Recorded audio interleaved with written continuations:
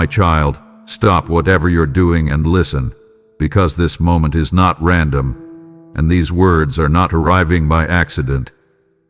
What I am about to reveal carries the weight of urgency, the kind that shakes the soul awake. This is I'm begging you. Listen before it's too late, not as a warning meant to frighten you, but as a divine, fictional call in this creative message, an invitation for your heart to pay attention. Lean in now, because what follows is meant for you, spoken into the very places you've been silently struggling to face. Listen to me now, beloved, because this moment is not an accident, and these words are not random thoughts drifting through your mind. I am speaking directly into the weight you have been carrying in silence, into the ache you have hidden behind your routines, your smiles, your busyness, and your tired jokes. I see what no one else sees, and I refuse to let you keep walking as if you are alone. You wake up every day and carry so much more than people know. Responsibilities that press on your chest, disappointments that you've never fully processed, fears that you keep pushing down because you don't know what to do with them. You tell yourself, I'm okay, others have it worse, I just need to keep moving, and outwardly you might look composed, but I see the heaviness in your soul when the noise dies down and you're finally by yourself.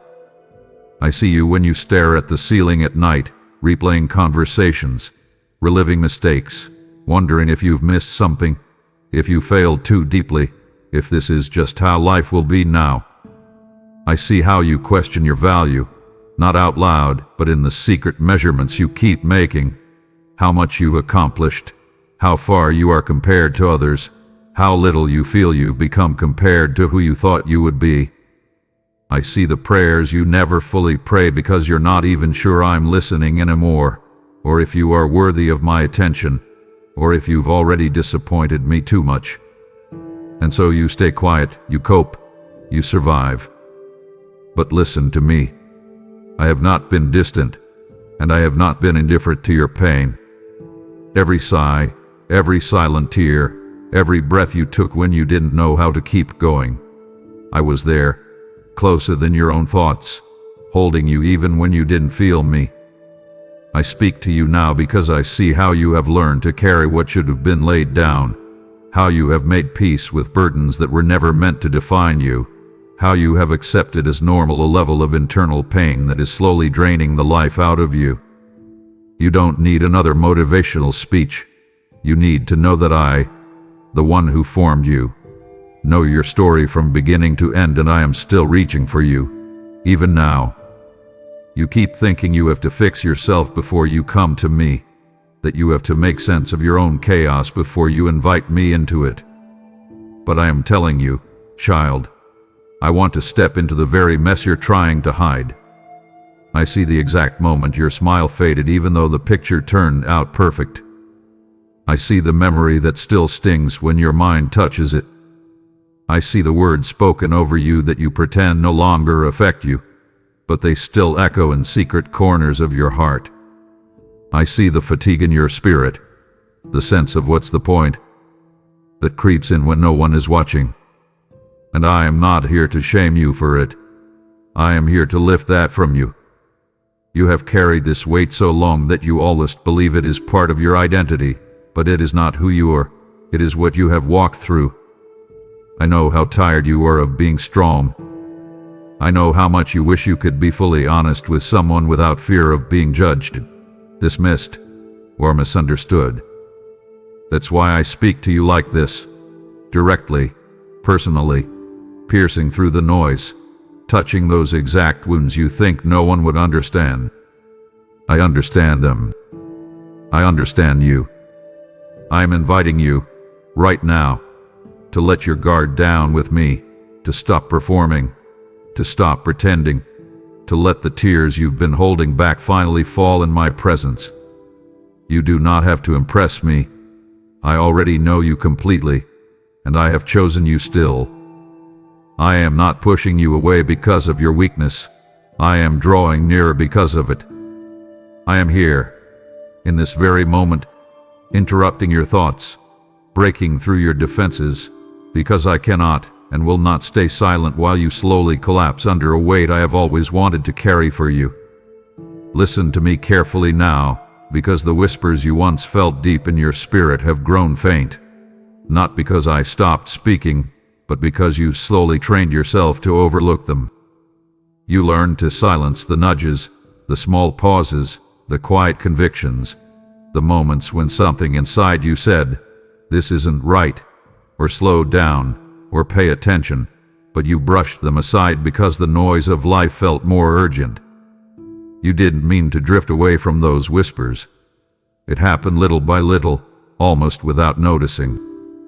You became accustomed to the rush, the demands, the pressure, the constant movement, until the still, small voice that once guided you became just another sound in the background. And yet, every whisper was me reaching for you. Every hesitation you felt before making a harmful choice was me trying to protect you. Every quiet discomfort in your heart was me tugging gently, asking you to turn your face back toward me. But when whispers are ignored, they eventually must rise in volume, not out of anger, but out of love so deep I cannot bear to watch you walk toward harm without intervening. I come louder now because I see the direction your life is leaning, and the momentum you've built is pulling you toward places your soul was never designed to survive. I see the conversations you're entertaining, the compromises you're flirting with, the behaviors you're normalizing, and the wounds you're avoiding. I see the bitterness that grows each time you replay old hurts, the pride that grows when you feel the need to prove yourself, the spiritual fatigue that grows when you treat me as optional rather than essential. And so I speak with a voice that stirs you, that disrupts your rhythm, that won't let you rest comfortably in patterns that are slowly destroying your peace. You may wonder why these moments of conviction feel stronger lately, why you feel unsettled even when nothing seems wrong on the surface. It is because I am calling you out of the subtle dangers that have been creeping into your life, dangers you would never see without my interruption. I'm calling you away from relationships that drain you, habits that bind you, and thoughts that poison the very places I want to heal. I'm calling you away from the slow decay of spiritual numbness, where nothing shocks you anymore, and everything feels acceptable as long as it doesn't break you immediately. Hear me. When I come louder, it is never to shame you, it is to awaken you. I am not raising my voice in anger, I am raising it in urgency. You are loved far too deeply for me to watch you drift into silence and separation without confronting your heart directly. And if you listen in this moment, truly listen, you will sense that I am not here to push you down, but to lift you up, to draw you back, to pull you out of the fog that has kept you stumbling in circles. My louder call is proof not of my disappointment, but of my relentless commitment to you. I am fighting for you even when you are too tired to fight for yourself. I am speaking louder because I refuse to lose you to the slow erosion of distraction. And if you lean in now, if you let these words reach you, the whispers you once ignored will return, but this time you will recognize them as the guidance of the one who has never stopped pursuing your heart. Hear me now, because I am calling your name with an urgency that you cannot afford to ignore. You are drifting farther than you realize, farther than your emotions have registered, and farther than your mind can measure. Drifting does not feel dramatic. It feels subtle, innocent, harmless. It feels like skipping one prayer, then another. It feels like pushing aside conviction because you're tired or overwhelmed. It feels like telling yourself, "I'll get back to God soon," while days and weeks pass with no return. It feels like becoming numb to things that once moved you deeply, like forgetting the warmth you once felt when you were close to me. Drifting happens in silence, in the unnoticed cracks of your daily choices, in the small compromises you justify, in the consistent postponing of what you know your soul needs. And so I call your name, not softly this time, but clearly, firmly, because I see the distance widening even when you don't. You think you are managing your life well enough. You think because you are not doing anything terribly wrong, everything must be fine. But spiritual drifting is not measured by your behavior. It is measured by the direction of your heart. And your heart has been wandering, not in rebellion, but in exhaustion, in distraction, in quiet discouragement you have not admitted to anyone. You have been carrying unresolved disappointments that have made you question my nearness. You have been wrestling with fears that whisper lies into your thoughts, lies about your worth, your future, and your place in this world. And slowly, without knowing it, you have begun to distance yourself from me emotionally, spiritually, and intimately. Not out of anger, but out of weariness. Not out of rejection, but out of feeling unnoticed and unheard. I know why you drifted, even when you don't fully understand it yourself. But listen, I refuse to let you drift into a place where you lose your sense of direction completely. I refuse to let your heart wander into shadows that convince you that you are alone, forgotten, or unworthy. I refuse to let the subtle pull of the world lead you away from the life I designed for you.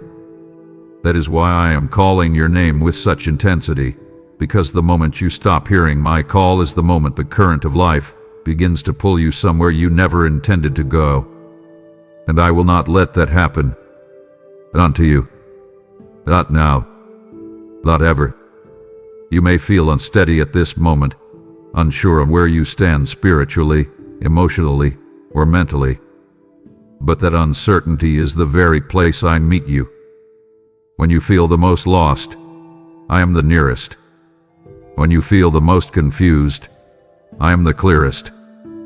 When you feel the most numb, I am the one stirring your heart back to life. My voice calling you is not a warning, it is a lifeline. It is a reminder that no drift is too far for me to reverse. No distance is too great for me to cross. No wandering is too deep for me to redeem. I am calling you because I want you to turn your face toward me again, not with guilt, but with the simple honesty of a child who knows their father still wants them.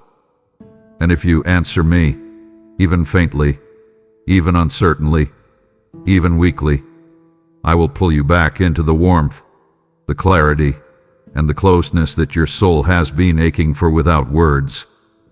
Let me speak directly into the truth you have been avoiding. You pretend you're fine, but I see the wounds you hide. Wounds you've carried so long that you've convinced yourself they no longer affect you, even though they quietly shape everything about how you think, react, love, and trust. You've learned to function while hurting. You've learned to laugh while bleeding on the inside. You've learned to keep yourself busy so the silence doesn't force you to face what is unresolved. You've learned to talk around your pain without ever naming it. You've learned to hold yourself together with strength that looks admirable to others, but is actually a slow form of emotional erosion. You've learned to numb your feelings so effectively that even you forget they ever existed, until I touch the place where the hurt still lives, and suddenly the ache resurfaces, reminding you that the wound was never healed, only buried. I see the moments you break internally but keep walking, as if nothing happened. I see when a memory comes back unexpectedly and you swallow hard, pretending it doesn't sting. I see when someone's comment triggers a deeper wound that has nothing to do with the present moment. I see when you turn away from closeness because you're afraid of being disappointed again. I see the anger you carry from betrayals you never truly processed. I see the shame from mistakes that you apologize for but never forgave yourself for. I see the loneliness you hide under strength because asking for support feels like admitting weakness. I see the fear of vulnerability you mask with confidence. I see not just your pain, I see its origin, its weight, its history. And I love you enough to expose what you've tried to conceal, not to embarrass you but to finally free you. You have been carrying these wounds alone for far too long. You bandage them with distractions, busyness, jokes, achievements, and even spiritual performances. But none of these things heal you. They only delay the collapse. I am not asking you to relive your pain. I am asking you to release it. I know healing terrifies you because healing requires honesty, and honesty requires vulnerability. But listen, I am the safest place you will ever be vulnerable. I will not use your pain against you. I will not shame you for what hurt you. I will not blame you for what broke you. I will not rush you. I will not dismiss you. I will not compare your wounds to someone else's. I will hold your heart with gentleness stronger than any force in existence. And hear me well. Your pain is not a burden to me. Your wounds are not too complicated for me. Your brokenness is not too great for me. What you have tried to hide from everyone else, I have seen clearly all along, and I have loved you in every stage of your hurting. I speak to you now because I want you to finally bring these hidden wounds into my light, where healing is no longer a possibility. It is a promise. I want you to stop living as if you must survive on your own strength. I want you to feel again, breathe again, live again, not from a wounded place, but from a restored one. Let me touch what you've been protecting. Let me heal what you've been hiding. Let me restore what you believed would remain broken forever. I am here, and I am not afraid of your wounds. I am here to heal them. You keep telling yourself you're fine, but I see the places inside you where you are bleeding, quietly, invisibly, in the corners of your soul that you no longer let anyone near. You've become so skilled at disguising your inner wounds that even you have begun believing your own facade. You wake up, get dressed, handle your responsibilities, smile on cue, make conversation, push through your day, and by all outward appearances you look functional, strong, resilient, steady. But I see the unseen version of you, the version that surfaces when the noise fades, when no one is watching, when your heart finally exhales and admits what your mouth refuses to say. I see the exhaustion you hide behind competence. I see the heartbreak covered by humor. I see the despair buried beneath your determination to keep going. You've patched your wounds with productivity, busyness, accomplishments, or distractions, hoping they would stop the internal bleeding. But they never do. They only numb you long enough to make the pain seem manageable. And yet, you've learned to cling to the numbness because the thought of feeling the real wound terrifies you. You've convinced yourself that acknowledging the pain will break you, that facing the truth will unravel you, that slowing down long enough to feel will cause everything you've been holding together to collapse. So you keep pressing forward, telling yourself you're fine, convincing yourself you're strong, hoping that one day the pain will magically fade on its own. But hear me, suppressed pain doesn't disappear, it sinks deeper. And the deeper it sinks, the harder it becomes for you to recognize the person you're becoming. I see the moments when you suddenly feel overwhelmed for no clear reason. I see the days when motivation disappears, not because you're lazy, but because you're wounded. I see the irritation that rises too quickly, the sadness that lingers too long, the restlessness that refuses to calm, the emptiness you can't explain. These are not failures. They are symptoms of a soul needing healing. I'm speaking to you like this because I refuse to let you keep living with internal wounds that you were never meant to carry alone. I am not calling you out to shame you, I am calling you out to rescue you. I want to treat the places you only tolerate. I want to heal the memories you keep stepping around. I want to touch the parts of your heart you've become afraid to feel. And know this, your bleeding places do not intimidate me. They do not repel me. They do not make you unworthy of my presence. They draw me closer, because my desire has always been to make you whole, not to watch you survive with hidden fractures. If you let me in, truly in, I will not just stop the bleeding. I will restore what the wound took from you. You don't have to pretend anymore. You don't have to perform strength you don't truly feel. You don't have to protect yourself from me. I already see the truth, and even knowing it fully, I still want you. Let me heal the bleeding places before they harden into scars that reshape who you believe you are. I am here, and I am not leaving, not until you are whole again. You keep putting off your healing, delaying your surrender, postponing your return, thinking you have time. Yet with every delay, the cracks in your spirit grow deeper, and I cannot stand by and watch you fracture beneath the weight you pretend you can handle. You tell yourself you'll deal with things later, when life slows down, when your emotions settle, when your responsibilities ease, when you feel more spiritual, more ready, more deserving. But later has stretched into months, maybe years, and the unresolved places have quietly widened. You didn't notice the cracks forming at first. They were tiny, barely noticeable, easy to ignore. But cracks don't stay small. The pressures of life push against them. Stress deepens them. Disappointment widens them. Fear accelerates them. And before long, your spirit begins to feel unstable, fragile, vulnerable in ways you never expected. You feel it in your reactions, why you break down so quickly, why you anger so fast, why you withdraw so easily, why your thoughts feel scattered even when nothing big happened. You feel it in your fatigue, the kind of tiredness that sleep cannot fix. You feel it in the spiritual dryness, the numbness, the disconnection that you can't explain. You feel it in the loneliness that lingers even in crowded rooms. These aren't random emotions.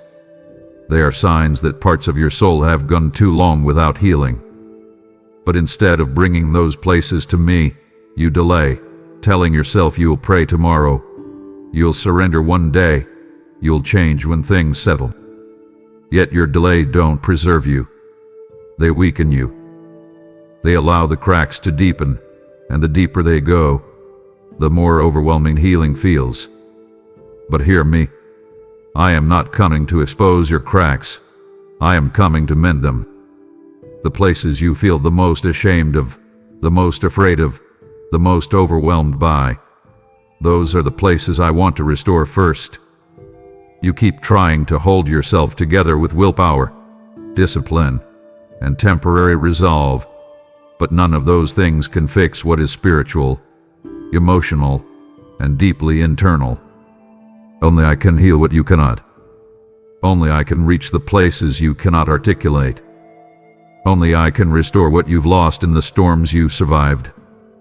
You were not created to fix yourself. You were created to depend on me. And understand this: the cracks in your spirit are not signs of failure. They are invitations. Invitations for me to step into the very places you think are too broken, too complicated, too deep. I am not afraid of your fractured places. I am drawn to them. Where you see damage, I see possibility. Where you see weakness, I see the entrance for my strength. Where you see too much brokenness, I see the perfect canvas for restoration. I am calling you now not because I am impatient, but because I see what you cannot. And I know that healing delayed too long becomes healing resisted. Let me mend the cracks before they become braidage. Let me do what your strength cannot. Let me restore you from the inside out. I want healing for you more than you have ever wanted it for yourself. I am pleading with you now, not to frighten you, but because I see clearly where your current path leads, and I cannot stay silent while you move toward destruction you do not perceive. You think your choices are small. You think the compromises are harmless. You think the patterns are manageable. You think you are in control. But the path you are on, subtle as it may be, is leading you somewhere your soul was never meant to go. Destruction rarely begins with dramatic rebellion. It begins with small, quiet steps away from me, Steps that seem insignificant at first, but add up over time until you find yourself far from the peace, clarity, and protection you once walked in. And while you may not see the danger, I see it with perfect clarity. You don't recognize how the distractions you cling to are slowly draining your spirit. You don't recognize how the bitterness you justify is poisoning your heart. You don't recognize how the relationships you tolerate are reshaping your identity. You don't recognize how the patterns you excuse are weakening your resistance. You don't recognize how the wounds you refuse to confront are influencing every decision you make. You don't recognize how the emptiness you feel is pulling you further into places that cannot satisfy you. You tell yourself you're fine, but I see the trajectory, the slope, the drift, the direction, and the direction matters more than you realize. Destruction rarely announces itself. It hides in convenience, in comfort, in avoidance, in apathy. It disguises itself as I'll be okay, and I can handle it, and it's not that serious. It disguises itself as self-reliance, independence, or strength. But I see the end of every path, and the one you are currently on is slowly separating you from the life, identity, and purpose I destined for you. I am pleading with you because I love you, not because I am disappointed in you. I am pleading with you because I want to pull you back before the consequences pull you deeper. I am pleading with you because the choices you make now are shaping your future more than you know. But hear me. My plea is not a threat. It is an invitation. An invitation to turn around, to realign your heart, to choose life instead of slow destruction. You are not trapped. You are not in too deep. You are not beyond my reach. One decision, one moment of surrender, can redirect your entire path. If you turn toward me, I will reroute your steps. I will restore what the wrong paths have taken. I will heal the wounds that made you choose them. I will strengthen you so you never return to them. I am pleading with you because I refuse to lose you to a road that leads to emptiness. Come back now, while the call is still clear, while your heart still hears me, while the way home is still open before you. I am here. I'm calling. I am pleading, because your life, your future, and your soul matter more than you know. Listen to me with your whole heart now, because the danger you assume is distant, harmless, or not a big deal is far closer to you than you understand, weaving itself quietly into your decisions, your thoughts, and your desires. Danger rarely arrives with alarms or dramatic warnings. It comes as a whisper, a temptation, a subtle shift in direction, a compromise disguised as convenience. It creeps in through small doors you leave cracked open, doors of distraction, doors of complacency, doors of emotional exhaustion, doors of loneliness, doors of unaddressed pain.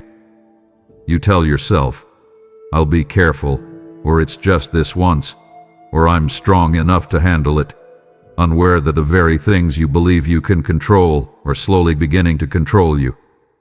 You underestimate how spiritual erosion works. It doesn't break you in a moment.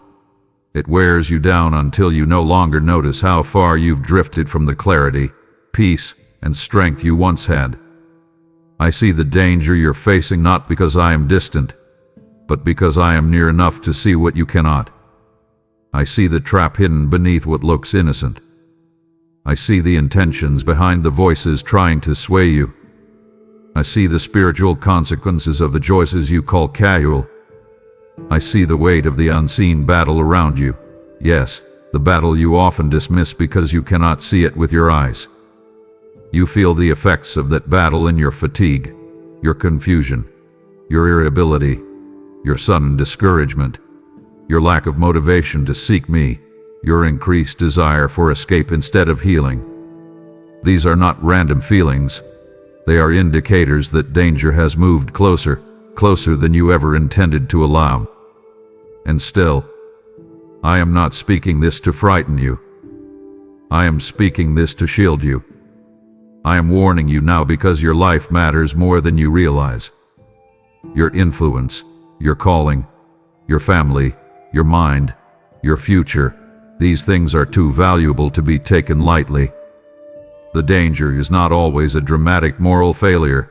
Sometimes it is the slow decline of your spiritual sensitivity, the gradual cooling of your passion, the unnoticed hardening of your heart.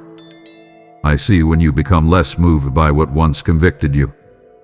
I see when you begin tolerating what once troubled you. I see when you loosen your grip on the truth you once stood for. These shifts may feel subtle to you, but spiritually they are seismic. Yet even as I speak this, know that my purpose is not to condemn. My purpose is to awaken. I am drawing your attention to the danger so you can step out of its reach. I am illuminating what you cannot see so you can choose the path that leads to safety, healing, and life. If you lean into my voice in this moment, I will show you where to place your feet. I will strengthen your resolve. I will restore your discernment. I will protect you from what seeks to pull you under. The danger may be close, but I am closer still. Allow my warning to become your turning point, not your fear. Allow my voice to shift your direction before the danger shapes your destiny.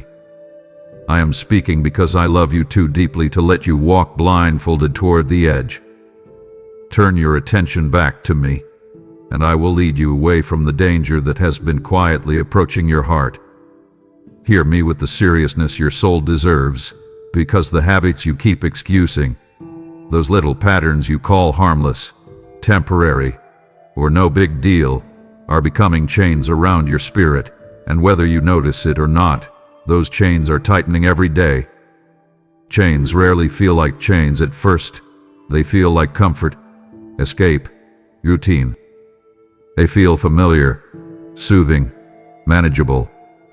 You tell yourself you can stop whenever you want. You tell yourself you're just releasing stress or coping with life. You tell yourself everyone has their struggles, so yours can't be that serious. Yet habits that begin as coping mechanisms often become prisons when left unchecked, slowly shaping your thoughts, your priorities, your emotions, and eventually your identity.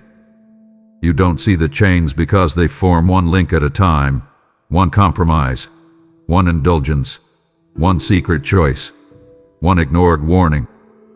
But I see every link you add, and I see how they are beginning to limit your freedom, your joy, your clarity, and your spiritual strength. I see when you feel restless without that habit. I see when you turn to it instinctively before turning to me. I see when it becomes your default comfort, your quiet escape, your forbidden relief. I see how it subtly reshapes your appetite for things that once nourished you, how prayer feels harder, how worship feels quieter, how conviction feels duller. I see how your emotions become tied to cycles you cannot break. I see how shame creeps in afterward, whispering lies that make you run from me instead of toward me. You may not call it bondage, but your soul knows it is trapped. And I am speaking now because I want to break those chains before they break you. You think you're managing it, but I see how it's managing you. You think you can keep it hidden, but hidden things grow stronger in the dark. You think you can quit later, but later keeps moving farther away. You think it doesn't affect your life, but I see the parts of your heart it has already begun to reshape. Your confidence, your peace, your intimacy, your purpose. These habits were never meant to define you. They were never meant to own you. They were never meant to steal your strength, your time, your energy, or your identity. But hear me clearly. I am not here to condemn you. I am here to set you free. I am not pointing out your chains to shame you, but to shatter them. I know why you formed those habits in the first place. The pain you were soothing, the emptiness you were filling, the loneliness you were escaping, the pressure you were easing. I have compassion for your struggle, not judgment. But compassion does not mean silence. I speak because I want to restore your freedom, your clarity, your strength. I want to replace those chains with peace so deep and healing so real that the very things that once held you lose their grip forever. Come to me honestly, without fear. Let me break what you cannot break. Let me heal what drove you to those habits. Let me remove the chains before they become shackles you cannot untangle alone. I am here to free you, fully, completely, and forever. Listen with vigilance now, because you have an enemy who is far more patient than you imagine, waiting quietly for the perfect moment to strike. But I refuse to let him have you, and this warning is one of the ways I protect you. Your enemy does not attack loudly at first. He waits strategically. He watches for your tired days, your discouraged moments, your lonely seasons. He waits for the habits you ignore, the wounds you avoid, the thoughts you entertain, the people who influence you in the wrong direction. He waits for when you are spiritually distracted, emotionally fragile, or mentally overwhelmed. He waits for cracks in your defenses that you don't even realize are forming. He is patient because he understands something you often forget. You are valuable, chosen, and dangerous to his kingdom when you walk in who you truly are.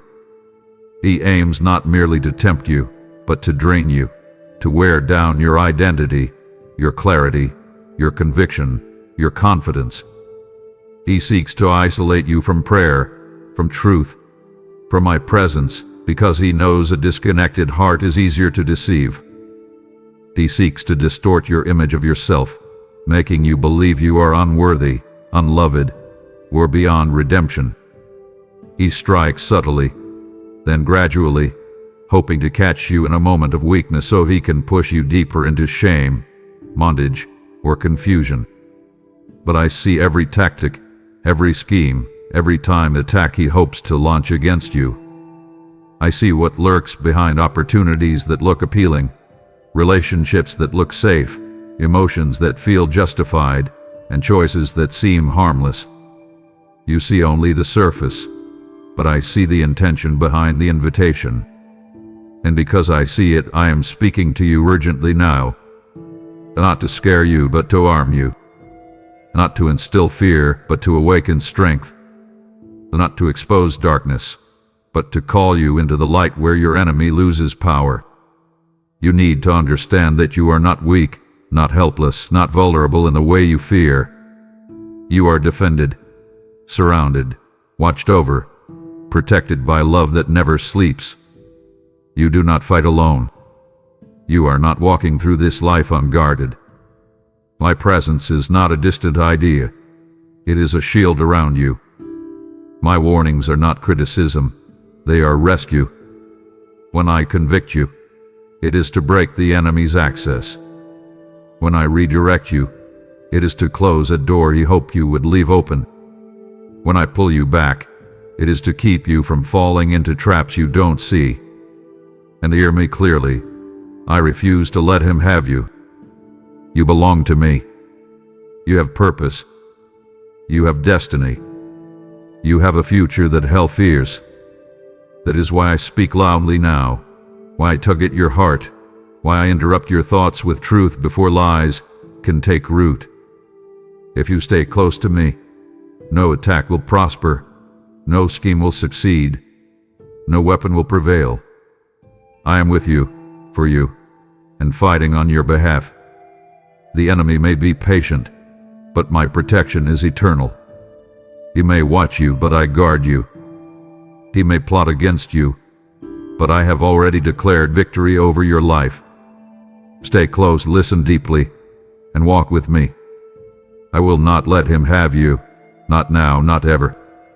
You may not recognize it, but you are becoming more vulnerable with each passing day, and not the kind of vulnerability that opens you to healing, but the kind that quietly exposes you to wounds you don't see coming. I need you to hear this with the depth of understanding your soul has been craving, because the danger of spiritual vulnerability is that it rarely announces itself. It doesn't show up as panic or chaos. It shows up as tiredness, numbness, indifference. It shows up when you find yourself saying, "I just don't care anymore," even though caring deeply is part of who you are. It shows up when you stop fighting battles you used to win easily. It shows up when you settle for what you once prayed against.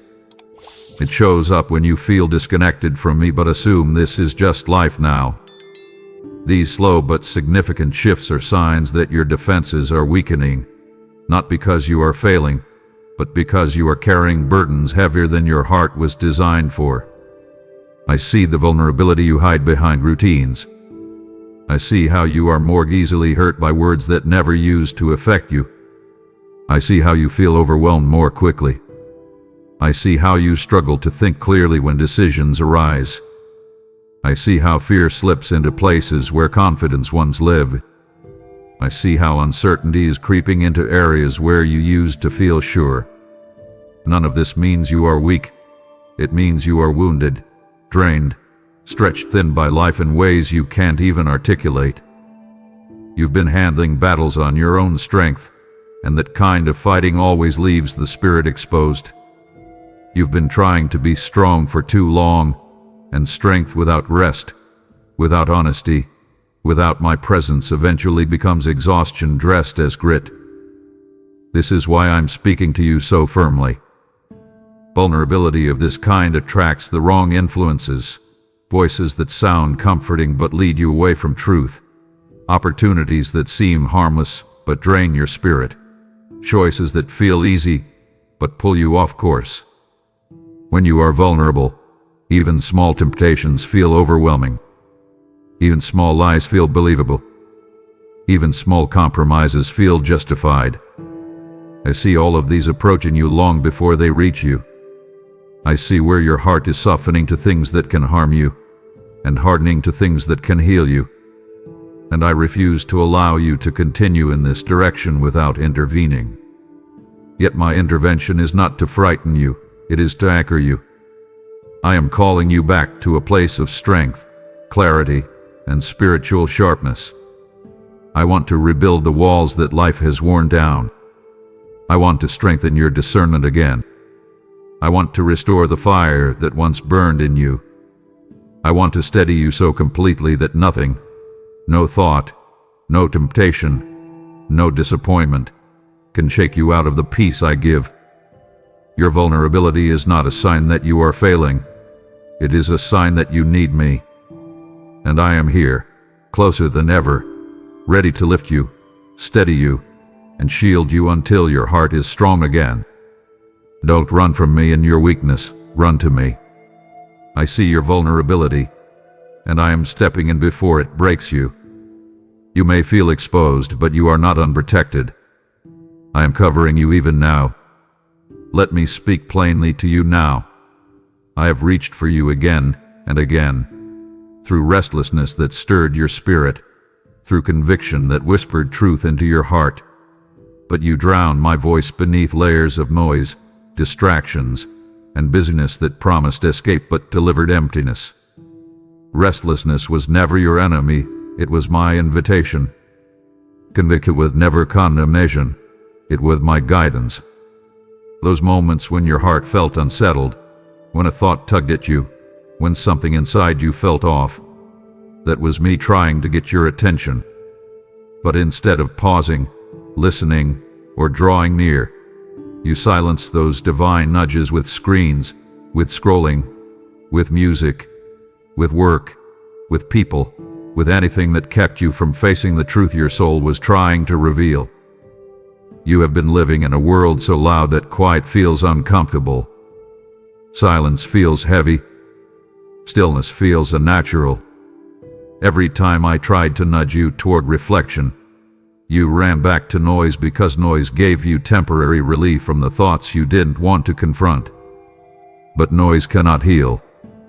A noise cannot guide. A noise cannot restore you. All it can do is numb you temporarily while the deeper issues continue to grow inside you. And so the restlessness remained. A conviction remained. Not because I was displeased with you, but because those were the only openings I could find in your crowded world to reach for your heart. You felt restless at times and didn't know why. You felt unsteady and couldn't identify the cause. You felt disconnected from peace, even when nothing external was wrong. These were not random emotions, they were signals. I was trying to remind you that something in your life needed your attention, your surrender, your honesty, your willingness to pause and listen. But the more noise you used to drown out my voice, the quieter I seemed, not because I withdrew, but because you filled every space where I used to speak. Yet even now, even with all the distractions surrounding you, I am still reaching for you. Restlessness is still a mercy. Conviction is still my love in action. I am still tugging at your heart, still interrupting your thoughts, still stirring the places inside you that long for more than temporary escape. You do not need to fear the quiet. Your healing is in the quiet. You do not need to avoid conviction. Your freedom is in that conviction. You do not need to outrun restlessness. Your direction is hidden in that restlessness. All I ask is that you give me a moment of stillness, a moment without distraction, a moment where you stop running long enough to let me speak. I am not frustrated with you. I am persistent for you. I refuse to let you settle for a life where noise replaces my voice. I am calling you back to sacred quiet, to the gentle whispers that once guided you, to the inner stillness where your spirit can breathe again. Let me silence the noise around you so I can restore the peace within you. If you open even the smallest space for me, you will hear me again, clearly, unmistakably, lovingly. I have not stopped speaking. You simply stopped listening. But you can listen again, right now, and I will meet you there. I am begging you now, not because I am desperate, but because time is far more fragile, precious, and limited than you realize, and the gift of time I have given you is shrinking with every day you spend avoiding the healing your soul desperately needs. You believe you have more time. You believe you will change later. You believe you will surrender when life calms down. You believe you will return to me soon. But soon has become the quiet lie that keeps delaying your transformation. Time is a gift you cannot renew, rewind, or reclaim. Every moment that slips by without me shaping your heart is a moment your spirit cannot get back. And I speak this not to frighten you, but to awaken you to the reality that your life, your purpose, your relationships, your future cannot afford the delay any longer. You've been living as if there will always be another chance, another day, another season to do what you know you need to do now. But the longer you wait, the harder your heart becomes, the deeper your wounds settle, the more entangled your habits grow, the further you drift from the clarity I want you to walk in. Your delays are costing you peace. They are costing you purpose. They are costing you joy. They are costing you opportunities I designed specifically for you. They are costing you connections you were meant to nurture. They are costing you the freedom your soul aches for. And yet, even as time slips through your fingers, you continue telling yourself, I'll change later. But hear me, later is not promised. Influence changes. Seasons shift. Doors close. Opportunities expire. Hours harden. Lives move. Your spirit cannot remain on pause while the world continues shifting around you. And I am speaking with urgency because I love you enough to tell you the truth. You cannot keep postponing what heaven has already placed in your hands. You cannot keep waiting for a perfect moment to surrender. The perfect moment is the one you choose. You cannot keep waiting for motivation to awaken. Obedience awakens what motivation never will. Time is not your enemy, but it is not your servant either. It will not slow down just because you hesitate. Yet even in this urgency, my heart toward you is full of compassion. I am not angry with you. I am reaching for you. I am not condemning you. I am calling you forward. I am not disappointed in your delay. I am intervening before your delay steals what I destined for you. I am begging you because I see the life waiting on the other side of your surrender, the freedom waiting on the other side of your honesty, the healing waiting on the other side of your obedience. I see the fullness you haven't tasted yet, the transformation you haven't imagined yet, the restoration you haven't believed is possible. Time may be shrinking, but grace is not. You still have the chance to shift, to return, to awaken. But that chance requires a decision, a turning, a yes in your spirit. Do not waste the gift of time assuming it will renew itself tomorrow. Let this moment be the one where your heart says, I'm ready. I am here, waiting, pleading, longing to restore the time you have lost and fill the time you have left with purpose, meaning, and life you cannot lose. Let me tell you something you've been too busy, too tired, or too wounded to recognize. Your heart has grown harder than it used to be, and the change has happened so slowly that you barely noticed it taking shape. Hardness doesn't arrive overnight.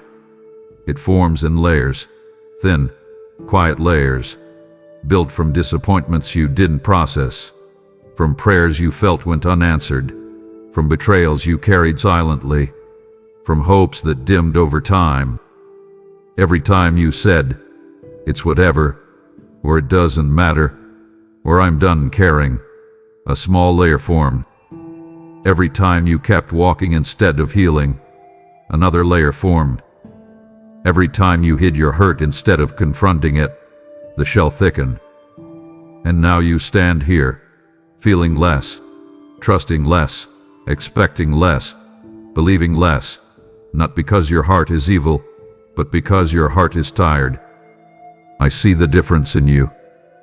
I see the places where joy used to rise effortlessly but now feels forced. I see the way you used to be moved by my presence, but now distractions pull you away before you even realize it.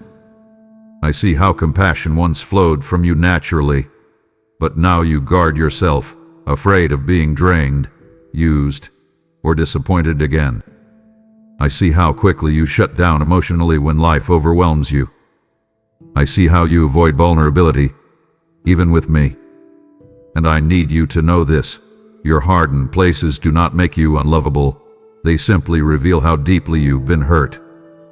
Hardness is protection, your heart's attempt to shield itself from further damage. But in protecting yourself from pain, you've also blocked yourself from healing. You've insulated yourself from disappointment, but you've also insulated yourself from joy.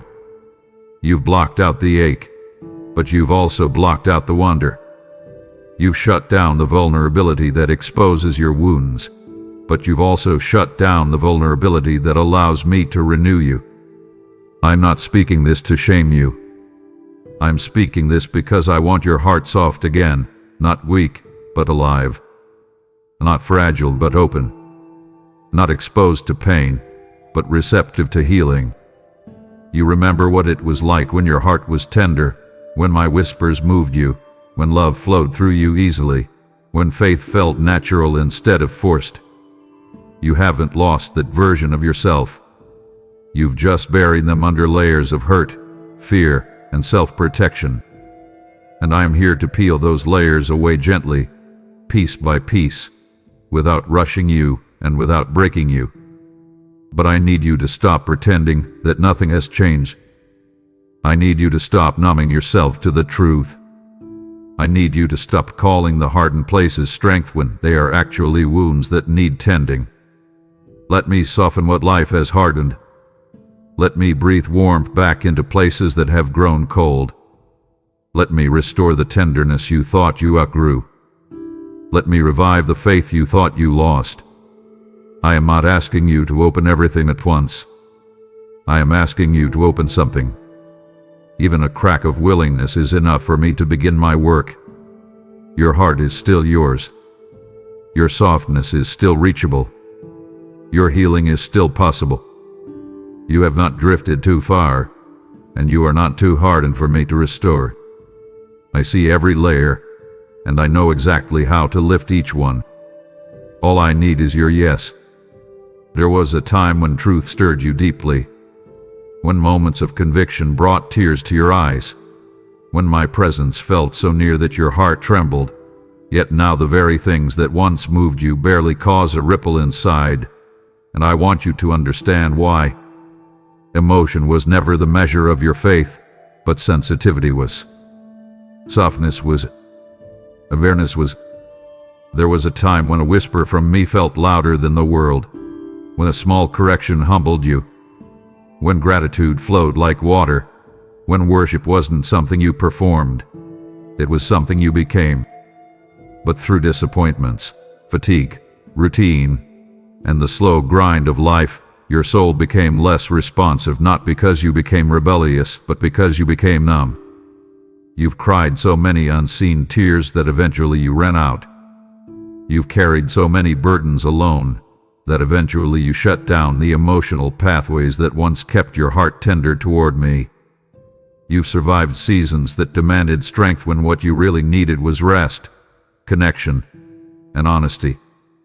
And survival mode always numbs the soul. You did wake up one morning cold. You simply stopped feeling one small moment at a time, until you reached the place where spiritual moments that once broke you open now glance off the surface of your heart without sinking in. But numbness is not peace. Numbness is not healing. Numbness is not maturity. Numbness is simply pain disguised as distance. Pain disguised as indifference. Pain disguised as I'm fine. I see the truth beneath the numbness. I see the longing you don't know how to access anymore. The longing to feel me again, to be moved again, to experience joy that overwhelms you and peace that melts you. You haven't lost your ability to feel, you've buried it. And hear me clearly. I can awaken what has grown silent. I can reignite what has grown dim. I can restore what has grown dull. I can touch your heart in ways that make it beat again with spiritual sensitivity you haven't felt in years. Nothing inside you is too dead for me to revive.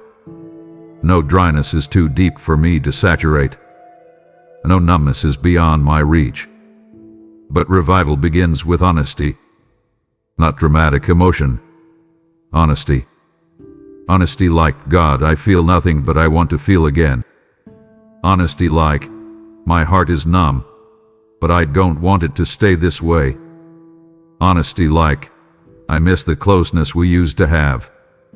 That honesty is enough for me to begin restoring the waters of tenderness inside you. Your tears may be gone now, but I can return them, not tears of brokenness, but tears that come from a heart fully alive, awakened, and softened by love. I want you to feel again, not overwhelmed, but open, not fragile, but softened, not emotional for emotion's sake, but emotionally present with me in ways that transform you. Your numbness is not permanent. Your heart can beat again with depth, with passion, with sensitivity, with spiritual tears that cleanse and renew. Let me awaken what life has silenced.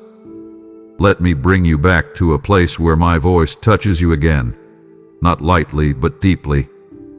Hear me with clarity now. You have grown comfortable with a distance between us that should terrify you, not because I am angry, but because you were created to live close to me, and anything less than closeness leaves your soul slowly starving. Distance from me never feels dangerous at first. It feels normal, almost practical. It feels like, I'm just busy, or I'll pray later, or I'll get back on track soon. It feels like delayed devotion, postponed surrender, silent drifting. It feels like your mind becoming more filled with everything other than me. And because nothing collapses overnight, you assume nothing is wrong. But spiritual distance is like drifting at sea. You rarely notice how far you've gone until the shore disappears. At first, you still feel fine. You still believe. You still care. You still mean well. But then, slowly things shift. You feel less conviction, less compassion, less clarity, less peace. You start tolerating what once troubled you. You start ignoring what once corrected you. You start entertaining things that once felt dangerous. You stop running to me when you hurt. You stop leaning on me when you're uncertain. You stop depending on me the way you once did. And you call it life, when in reality, it is distance, and that distance is draining you in ways you don't see. I see how your spiritual senses have dulled. I see how your prayers feel mechanical. I see how your hunger for my presence has weakened. I see how easily your attention is pulled away. I see how numbness has replaced intimacy. I'm not condemning you. I'm diagnosing the drift. Because distance from me is not neutral, it shapes you, changes you, diminishes you. It slowly steals your resilience, your discernment, your identity, your joy. And the most dangerous part is that you've become comfortable with it. But hear me. You were never meant to live far from me. Not emotionally, not spiritually, not relationally. You were made for closeness, for communion, for daily nearness that fuels your mind, shapes your choices, heals your wounds, and anchors your soul. Distance may feel safer because closeness requires vulnerability, honesty, surrender, but closeness is where life flows. Closeness is where purpose blooms. Closeness is where your spirit breathes again.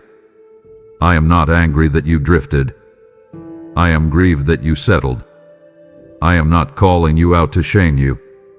I am calling you near because you've lived too long without the fullness that only intimacy with me can give.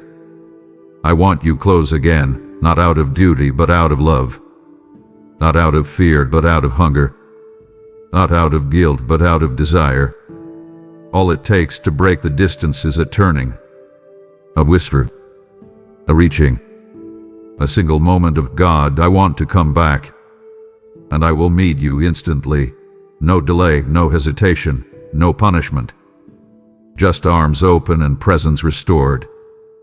You do not belong in the distance. You belong in closeness with me, live, awake, connected, whole. And I am calling you back now. Hear me with honesty now, because what I am about to say is not a rebuke. It is a tender truth meant to awaken the part of you that remembers what closeness once felt like. There was a time when you ran to me, instantly, eagerly, instinctively, but now you come only when every other option has failed you. I speak this not to wound you, but to show you how far your heart has shifted without you realizing it. Once you trusted me first. Once I was the shelter you hurried toward, the voice you sought, the comfort you did not hesitate to reach for. But life happened. It happened. Busyness happened. Distraction happened. And slowly, quietly, subtly, you learned to run everywhere else before you ran to me.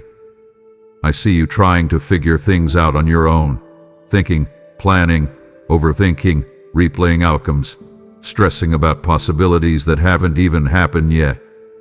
I watch as you lean on your own logic, your own strength, your own understanding, trying to manage burdens that were never meant to rest on your shoulders alone. I watch as you seek comfort in temporary solutions, people, habits, escapes, patterns, hoping they will soothe what only I can heal. I watch as you depend on things with no power to restore you, things that leave you emptier than before. Not because you don't care about me, and not because you've rejected me, but because your heart has grown accustomed to trying everything else first. But listen, your delay in coming to me does not make me withdraw from you. It makes me draw closer. I know why you hesitate. I know why you wrestle with trust.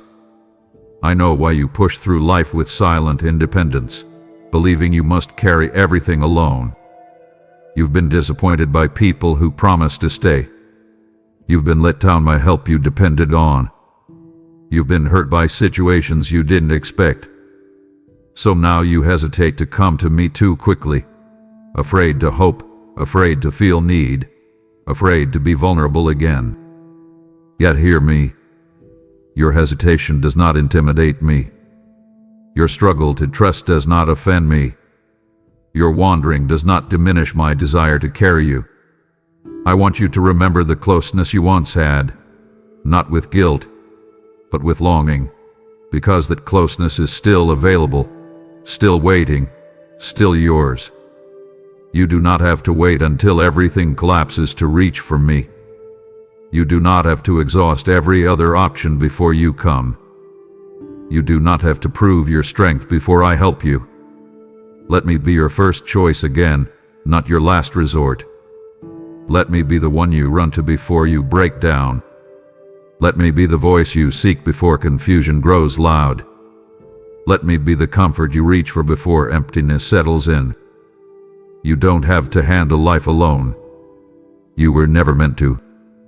Come back to the instinct of running to me, not out of desperation, but out of relationship. I am here, not waiting for your failure, but longing for your return. Let me speak to the tenderest place inside you, the place you hardly acknowledge anymore. I miss the way you used to talk to me, freely, openly, unfiltered, as if I were your closest friend. Not because I need your words, but because those conversations were the doorway through which your heart stayed alive, connected, and open. There was a simplicity to the way you once approached me. You didn't rehearse your prayers. You didn't censor your pain. You didn't measure your words or question whether I cared.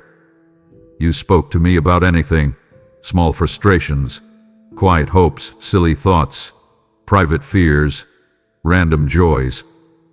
You invited me into the corners of your life with the innocence of trust. Those moments were sacred not because they were perfect, but because they were real. But over time, life made you guarded. Not just with people, with me. You began filtering your words, offering me only the acceptable pieces of your heart. You stopped sharing the things that felt too trivial or too messy. You started approaching me with restraint instead of honesty. You kept your conversations short, careful, or inconsistent, not because you don't love me, but because you've been living in survival mode, giving me only whatever fragments your exhaustion allows. You still talk to me, but it's not the same, and you know it. I miss the sound of your unguarded voice. I miss the way you used to laugh with me in prayer, the way you used to cry without hiding your face, the way you used to dream with me without fear of disappointment. I miss how naturally you once invited me into your day. You didn't complicate the relationship. You simply shared your heart, and I delighted in every moment of it. That simplicity hasn't been lost. It's been buried, and I'm calling it back to life. You don't need perfect words to reach me. You don't need polished prayers to impress me. You don't need theological eloquence to draw me close. I don't long for your performance. I long for your presence. I long for the unfiltered version of you, the version that speaks from the heart, not from duty. I long for the conversations where you ramble, where you confess, where you question, where you pour out what you don't understand. Those conversations are where healing happens, where trust grows, where intimacy is restored. You haven't lost your ability to talk to me like a friend. You've just forgotten the permission you once believed you had. Let me remind you now, you can talk to me about anything. You can come to me messy, confused, doubtful, excited, broken, joyful, or numb. I am not distant from your emotions. I am the one who understands them more deeply than you do. Come back to me with the honesty you once had, and you will find that I never stopped listening. I never stopped wanting you. Speak to me again, not because it's required, but because it will awaken something inside you that has been dormant for too long. Listen closely now, because this touches the very core of what I am trying to restore in you. I miss your dependence, the trust you once carried like a flame, steady, bright, unwavering, illuminating every step you took. There was a time when you leaned on me with a purity that made heaven rejoice. You trusted me not only when life was good, but when everything around you felt uncertain.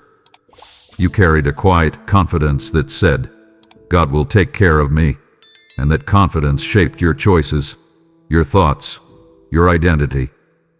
That trust was beautiful, not because it made you perfect, but because it made you mine. But trust is fragile, and life has a way of shaking it loose. I saw the moments that chipped away at your flame. I saw the disappointments that made you doubt my timing. I saw the losses that made you question my goodness. I saw the delays that made you unsure if I was listening. I saw the betrayals that made you guard your heart, even from me. And slowly, gently, painfully, your trust dimmed. Not extinguished, but dimmed. You still believe in me, but you hesitate to depend on me. You still love me, but you struggle to surrender to me. You still pray, but you hold back pieces of your heart because you're afraid of being hurt again. I miss the way you once placed the weight of your life into my hands without fear. I miss the way you trusted me with decisions, even when you didn't understand my direction. I miss the way you leaned on my promises as if they were the strongest foundation in your world, because they are. I miss how you believed I could do anything, that nothing was too big for me. I miss how you rested, truly rested, because you knew I was carrying you. But hear me. I do not miss your trust because I need validation. I miss your trust because you need peace. Independence may feel strong, but it exhausts your spirit. Self-reliance may look admirable, but it drains your soul. You were never meant to carry your life alone. You were created to depend, not out of weakness but out of design. Dependence on me is not childish. It is the deepest form of wisdom your soul can walk in. You can trust me again, not blindly but intimately. Not naively but deeply. I know the weight you carry. I know the fears you hide. I know the disappointments that taught you to protect yourself. But I also know how to restore the flame of trust inside you. One spark at a time. One surrender at a time. One whispered prayer at a time. Depend on me again, and you will feel the strength you've been searching for in all the wrong places. Trust me again, and you will rediscover the peace that made your soul breathe freely.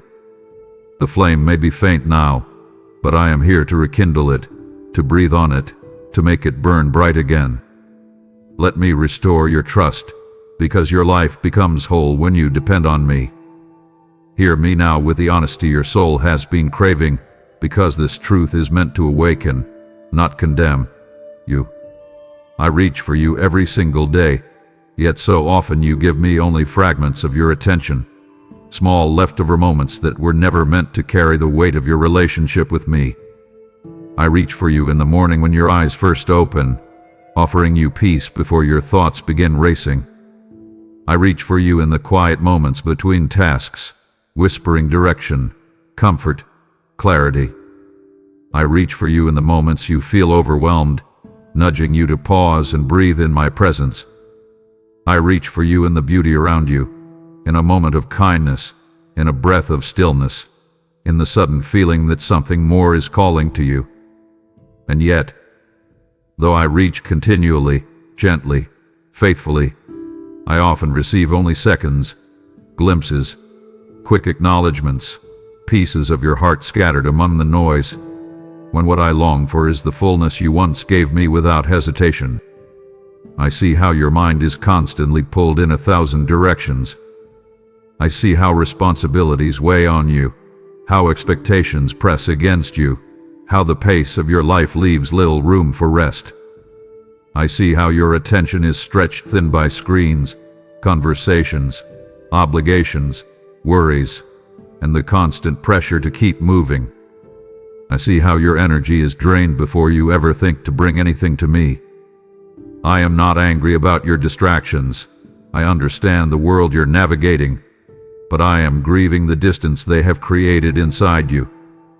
Not distance from my presence, but distance from your awareness of me.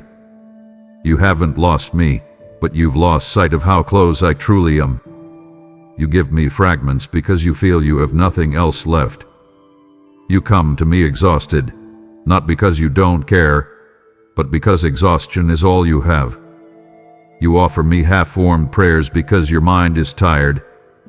You give me rushed moments because your time feels scarce. And I receive even your fragments with love, with patience, with compassion. But hear me gently. Fragments are not enough to sustain the fullness your heart longs for. Your spirit cannot thrive on leftovers. Your soul cannot remain healthy on sparse devotion. You were made for more than scattered moments of connection. You were made for abiding, for closeness, for deep communion that strengthens you from the inside out. You think you don't have time for me, but what you really don't have time for is the emptiness that comes from living disconnected. You think you're too busy, but what you're too busy for is the peace your spirit craves. I am not asking for hours of flawless devotion. I am asking for intentionality, for a heart that pauses long enough to recognize me, for a mind that turns toward me throughout the day, for moments that are real, not rushed.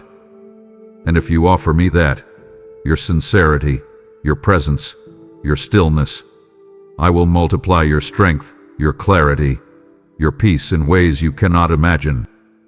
I reach for you daily not because I demand your attention, but because I want to be the calm in your storm, the anchor in your chaos, the presence that steadies you. I want to give you what the world never can. Your fragments are precious, but you were made to give me more, not out of burden, but out of love. Let your heart return to fullness again. Let me be more than a moment. Let me be your refuge, your center, your constant. I am reaching still. Reach back. Listen closely, because this truth is one your spirit has felt but your mind has ignored. You keep giving your time, your energy, your focus, and your heart to things that cannot save you, cannot heal you, cannot fulfill you, cannot anchor you. And with every moment spent on those lesser things, your soul grows hungrier without you realizing why. Time is one of the greatest treasures I have placed in your hands, yet you spend so much of it on what drains you rather than what restores you. I see how you pour yourself into entertainment that leaves you empty. I see how you invest in people who take and take but rarely give. I see how you chase validation from places that only make you question yourself more. I see how you devote hours to distractions that numb you instead of lifting you.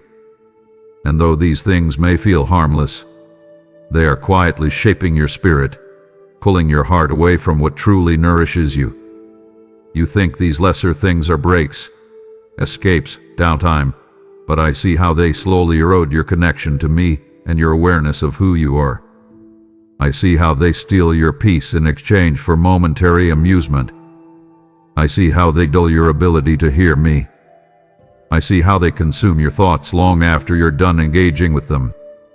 I see how they claim attention that should be feeding your soul. And I am not speaking this in anger. I am speaking this in deep, aching love, because I see what these things are taking from you. Your strength, your clarity, your identity, your purpose. There is nothing wrong with enjoying life.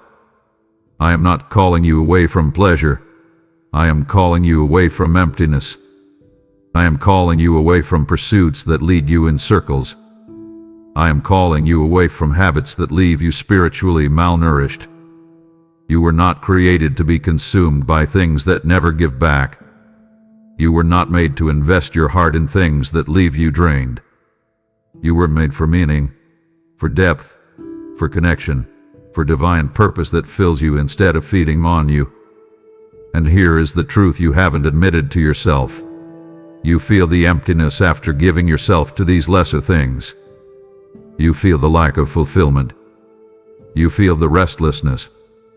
You feel the subtle ache inside that says, "This isn't enough." That ache is me speaking. That restlessness is a sign that your soul is starving for real nourishment. Lesser things cannot breathe life into you. They can only distract you from the places that are dying inside. But I am not shaming you. I am inviting you. Inviting you into a life where your time is spent on what strengthens you instead of what weakens you. Inviting you into moments that deepen your spirit instead of draining it. Inviting you back into pursuits that align with your calling, not your coping. If you give me even a portion of the time you give to lesser things, you will feel your soul revive. You will feel your mind clear. You will feel your purpose reignite. Choose substance over distraction. Choose what heals you over what numbs you. Choose what draws you closer to me. Your soul is too precious to waste on what cannot save it. Hear me with clarity now, because this truth is calling to you from the depths of your spirit. The distractions that entertain you are draining you spiritually, even though they appear harmless, even though they feel light, even though everyone around you embraces them as normal. Distractions rarely announce themselves as dangers. They come dressed as comfort, amusement, relief. They offer you laughter, escape, stimulation, noise. They offer you something to fill the silence, something to occupy your mind when you feel overwhelmed, something to drown out the emotions you don't want to face. But what they do not offer is nourishment. What they do not offer is peace. What they do not offer is clarity. They keep you busy, but they do not leave you whole. I see how your mind becomes cluttered after hours of scrolling, watching, absorbing content that does nothing to strengthen your spirit. I see how easily your mood is influenced by the noise around you: news, opinions, comparisons, entertainment. I see how your attention becomes fragmented, scattered, weakened by the constant pull of digital stimulation. I see how little time you have left for stillness, reflection, intimacy with me. Distractions don't feel harmful because they don't wound you dramatically. They drain you gradually. They dim your awareness. They steal your time. They numb your longing for me. They feed you just enough pleasure to keep you coming back, but never enough satisfaction to truly fill you. And because everyone around you is distracted, you assume it is normal. But normal does not mean healthy. Common does not mean harmless. When your mind is constantly pulled outward, your spirit cannot hear inward. When your attention is consumed by noise, you lose sensitivity to my voice. When your heart is crowded by endless inputs, it cannot receive the deeper peace you are starving for. You are not weak for being affected by distractions. You are human. You were never designed to carry the constant overload of information, stimulation, and noise that fills your life. You were created for quiet. You were created for reflection. You were created for divine connection. You were created for my presence to be your anchor, not an afterthought squeezed between the loudest distractions of your day. I am not asking you to abandon everything that entertains you. I am asking you to recognize what is draining you. I am asking you to see the cost of constant distraction. I am asking you to make room again, for me, for clarity, for stillness, for breath. If you create even a small space in your day where distractions cannot reach you, you will feel your spirit revive. You will hear me more clearly. You will experience peace more deeply. You will regain the strength that distractions quietly steal from you. You don't need to run from the world. You simply need to return to me. Let me quiet your mind. Let me steady your heart. Let me cleanse the noise from your soul. The world distracts you, but I restore you. Come back to the place where your spirit can breathe again. Listen to me with urgency now, because you have been slipping in ways so subtle that you haven't even noticed the shift within your spirit. Your senses are growing numb to my presence, and though it feels unintentional, the numbness is shaping you far more deeply than you realize. You weren't always this way. There was a time when you could feel my nearness without trying, when even the faintest whisper stirred your heart, when a gentle conviction brought you to attention, when a moment of worship melted the noise inside you. But slowly, quietly, without dramatic rebellion, numbness began to replace sensitivity. Life grew louder, heavier, faster. Pain made you guard yourself. Disappointment made you cautious. Distractions filled the spaces where intimacy used to live. And without meaning to, you learned to function spiritually without truly feeling me. You've mistaken numbness for stability, silence for peace, and survival for strength. But you feel the evidence of slipping, even if you haven't named it. You sense the dullness during prayer, the heaviness during worship, the lack of clarity when you try to hear my voice. You feel the emptiness after going days without seeking me intentionally. You sense the distance when the world's noise becomes louder than your desire for me. None of these shifts happen to punish you. They happen because your heart has been overloaded, tired, and stretched thin. But exhaustion left unattended becomes numbness, and numbness becomes spiritual drift. I see how you force yourself to feel connected, hoping the spark will reignite on its own. I see how you blame yourself, thinking you failed, thinking you've changed too much, thinking something is wrong with you. But hear me, numbness does not mean you failed. It means you've been wounded. Numbness doesn't mean you've lost your faith. It means your heart is protecting itself. Numbness doesn't mean I've pulled away. It means you've carried burdens that have muted your sensitivity. And still, I am calling you. Not to shame you, not to pressure you, not to demand emotion from you, but to awaken your spirit gently, intentionally, lovingly. You don't break numbness with striving. You break numbness with presence, with honesty, with stillness, with returning. If you come to me numb, I will meet you numb. If you come tired, I will meet you tired. If you come empty, I will meet you empty. You don't need to feel me before you seek me. You feel me because you seek me. Let me touch the places that have gone quiet. Let me restore the tenderness you miss. Let me revive the senses that have grown dull. You haven't slipped too far. You haven't lost what you had. You haven't crossed a line you can't return from. You are one breath, one whisper, one turning away from awakening again. I am here, not waiting for perfection, but waiting for your openness. Your numbness will not last. Not with me near. Not when you choose me again. Let me awaken what sleep has overtaken. Let me bring your heart back to life. I need you to hear this with compassionate clarity. You feel lost, but you pretend you're fine because admitting the truth terrifies you. And I see the quiet fear beneath your performance, even when no one else does. You've been walking through life with a brave face, convincing yourself and others that everything is under control, that you're managing, that you're strong. But beneath the polished surface, there is confusion that you don't talk about, questions you don't voice, wounds you don't confront. You keep pushing yourself to hold everything together because you're afraid that if you stop for even a moment, everything inside you will unravel. You fear honesty because honesty feels like weakness. You fear vulnerability because vulnerability feels like danger. And so you pretend, not because you're deceitful, but because you're scared of facing the depth of what you feel. I see the battles happening beneath the surface.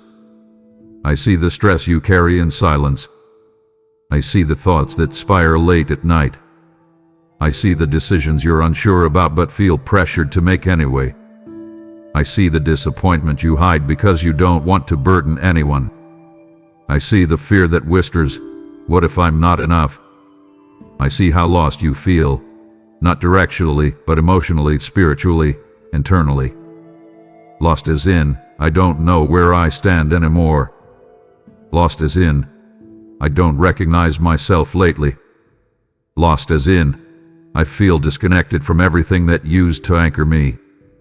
But pretending you're fine doesn't heal you. It only delays the healing that's waiting for you. You push away the truth because you think being lost means you failed. But hear me, being lost is not failure. It's a sign that you've outgrown where you've been. It's a sign that you need guidance, not shame. It's a sign that your soul is searching for alignment, for direction, for something real. You don't have to perform stability in my presence. You don't have to pretend with me. You don't have to hide the confusion I already see. I can handle your honesty. I can handle your fear. I can handle your questions. Let me in, not into the rehearsed version of you, but into the real version of you. The version that feels unsure, worn out, stretched thin. The version that doesn't always know what to do next. Your admission of being lost is not the beginning of collapse. It's the beginning of clarity. Because I cannot transform the version of you that you pretend to be. I can only transform the version of you that is honest. You're not lost because you've wandered too far. You're lost because you've tried to carry life alone. But you don't have to carry it anymore. I know exactly where you are. I know exactly what you need. And I am not asking you to figure out your way. I am asking you to take my hand so I can lead you back to peace, back to purpose, back to yourself. The moment you stop pretending is the moment I can begin restoring. Honesty is not your downfall. It is your doorway to healing. Hear this with the weight it deserves. I am not here to condemn you. I am here to awaken you, to shake your spirit gently but firmly from the sleep that life, pain, and distraction have pulled you into. Condemnation is not my language, and shame is not my method. If I wanted to condemn you, I would not be speaking to you now with such tenderness. If I wanted to push you away, I would not be drawing you close with conviction. My voice comes to you not as punishment, but as invitation. Not as accusation, but as awakening. Not as rejection, but as rescue. You think your failures disqualify you, but they do not. You think your mistakes define you, but they don't. You think your drift has disappointed me beyond repair, but it hasn't. Everything I am saying to you is not meant to make you feel small. It is meant to help you see how deeply you are loved. I correct you because I care. I convict you because you matter. I awaken you because your life carries purpose too great to sleep through. You settled into patterns that have numbed you, convinced you that this is just how life is now.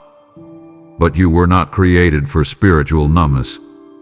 You were not created for survival mode living. You were not created to drift without direction, passion, or clarity. You were created to be alive, truly alive. Every time you feel convicted, it is not me pointing out what's wrong with you. It is me pulling you toward what's right for you. Conviction is the evidence that your spirit is still responsive, still reachable, still connected. The fact that you feel me stirring you right now proves you're not too far gone. Awakening begins with recognition. Recognition that you slipped. Recognition that your heart has cooled. Recognition that your priorities have shifted. Recognition that your soul is hungry. And that recognition is not shameful, it is holy. It is the place where transformation begins. I am calling you to awaken because I see the potential in you that you've forgotten. I see the fire that once burned in you. I see the gifts you've set aside. I see the passion you've neglected. I see the identity you stopped walking in. And I am here to reignite, restore, rebuild, renew. You may think awakening requires dramatic change, but it truly starts with one simple willingness: God, I want more. A desire alone is enough for me to begin shifting the atmosphere around your life. Awakening is not loud. It is steady. It is the slow, beautiful return of hunger. It is the softening of the heart. It is the reopening of spiritual eyes. It is the stirring of a soul ready to rise again. I'm not condemning you, I'm calling you. Calling you out of sleep. Calling you out of numbness. Calling you out of fear. Calling you out of spiritual laziness. Calling you into fullness, purpose, and identity. The wake-up call you feel is a sign of my love, not my disappointment. Let yourself wake up. Let your spirit rise. Let me awaken what has been dormant inside you for far too long. Open your heart as you listen now, because I need you to understand something your physical eyes cannot see. What you call ordinary moments are often spiritual battles in disguise, and every day you are walking through invisible war zones without realizing the weight of what is unfolding around you. You assume life is simply stressful, or chaotic, or unpredictable. You assume the heaviness you feel is just fatigue. You assume the pressure is random. But hear me. The atmosphere around your life is not neutral. The emotional warfare you experience, the discouragement that comes out of nowhere, the sudden temptation, the unexpected confusion, the overwhelming anxiety, the sharp waves of loneliness, the fatigue that hits your spirit more than your body. These things are signals of a deeper conflict, one that has been unfolding around you long before you recognized it. There are battles designed to distract you, weaken you, confuse you, and steal your sense of purpose. And though these battles are invisible, their effects are not. You see them when your motivation collapses overnight. You see them when your confidence wavers for no logical reason. You see them when your peace evaporates suddenly. You see them when hope feels distant and joy feels foreign. You see them when you try to pray and feel nothing. You see them when negative thoughts flood your mind faster than you can catch them. But instead of recognizing that you're under attack, you blame yourself, thinking you're simply not strong enough, not disciplined enough, or not spiritual enough. You carry guilt for what is actually warfare. I need you to understand that these battles happen because your life matters more than you realize. The enemy does not fight what does not threaten him. The resistance you feel is evidence that your calling carries weight, your influence carries power, and your future carries impact. What seems like random struggle is often strategic interference. What feels like emotional chaos is often spiritual sabotage. But you do not have to fear these battles, because I am with you in every one of them. You do not fight alone. You do not walk unprotected. You do not struggle without help. I am teaching you to discern what is natural stress and what is supernatural pressure. I'm awakening your awareness so you stop misdiagnosing spiritual warfare as personal failure. I want you to recognize the signs, not so you fear them, but so you rise above them.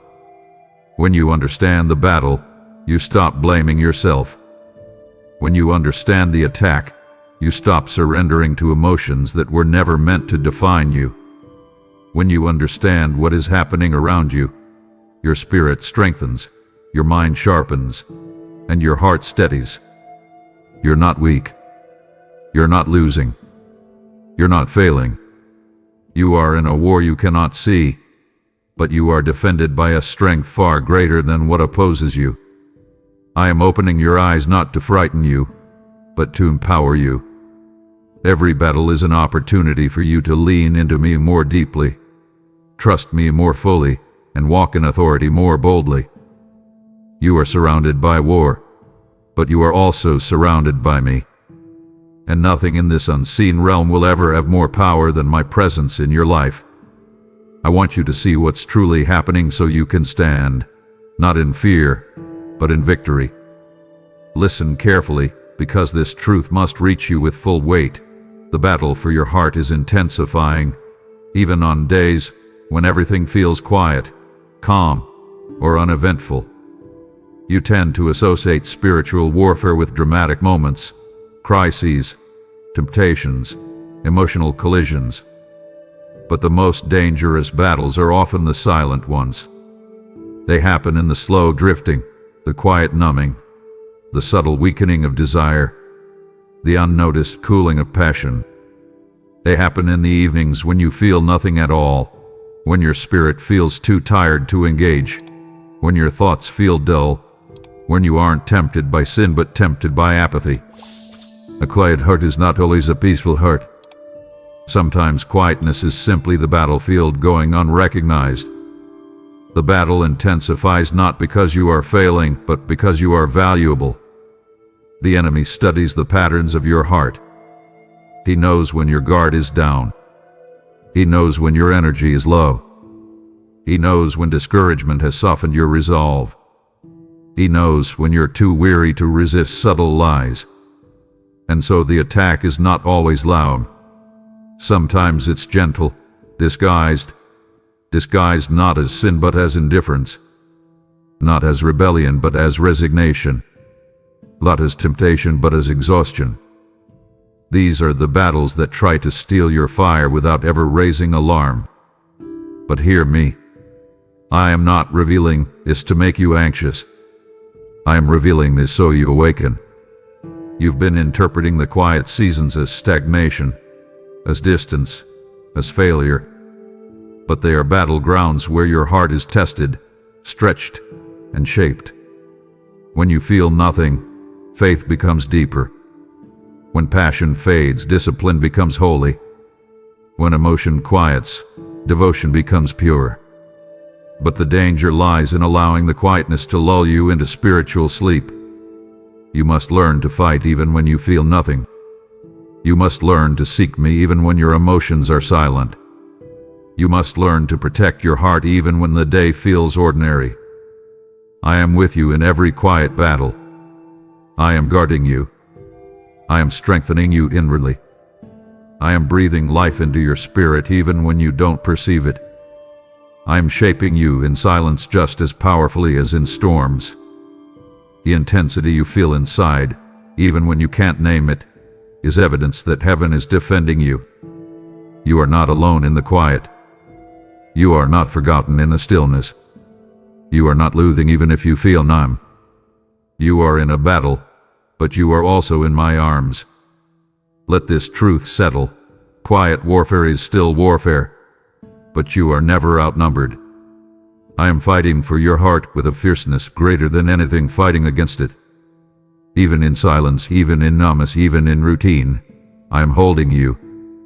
Do not mistake quietness for defeat. It is simply the battlefield where I am training you to stand. Hear me now with the gravity your spirit needs. You have underestimated the value of your soul, its weight, its worth, its eternal significance, and the world has tried to convince you that your inner life is something small, secondary, replaceable, or unimportant. You have been taught to prioritize achievements, responsibilities, appearances, productivity, and survival. You've been taught to measure your worth by what you accomplish, how you perform, what people think, and how well you carry burdens without breaking.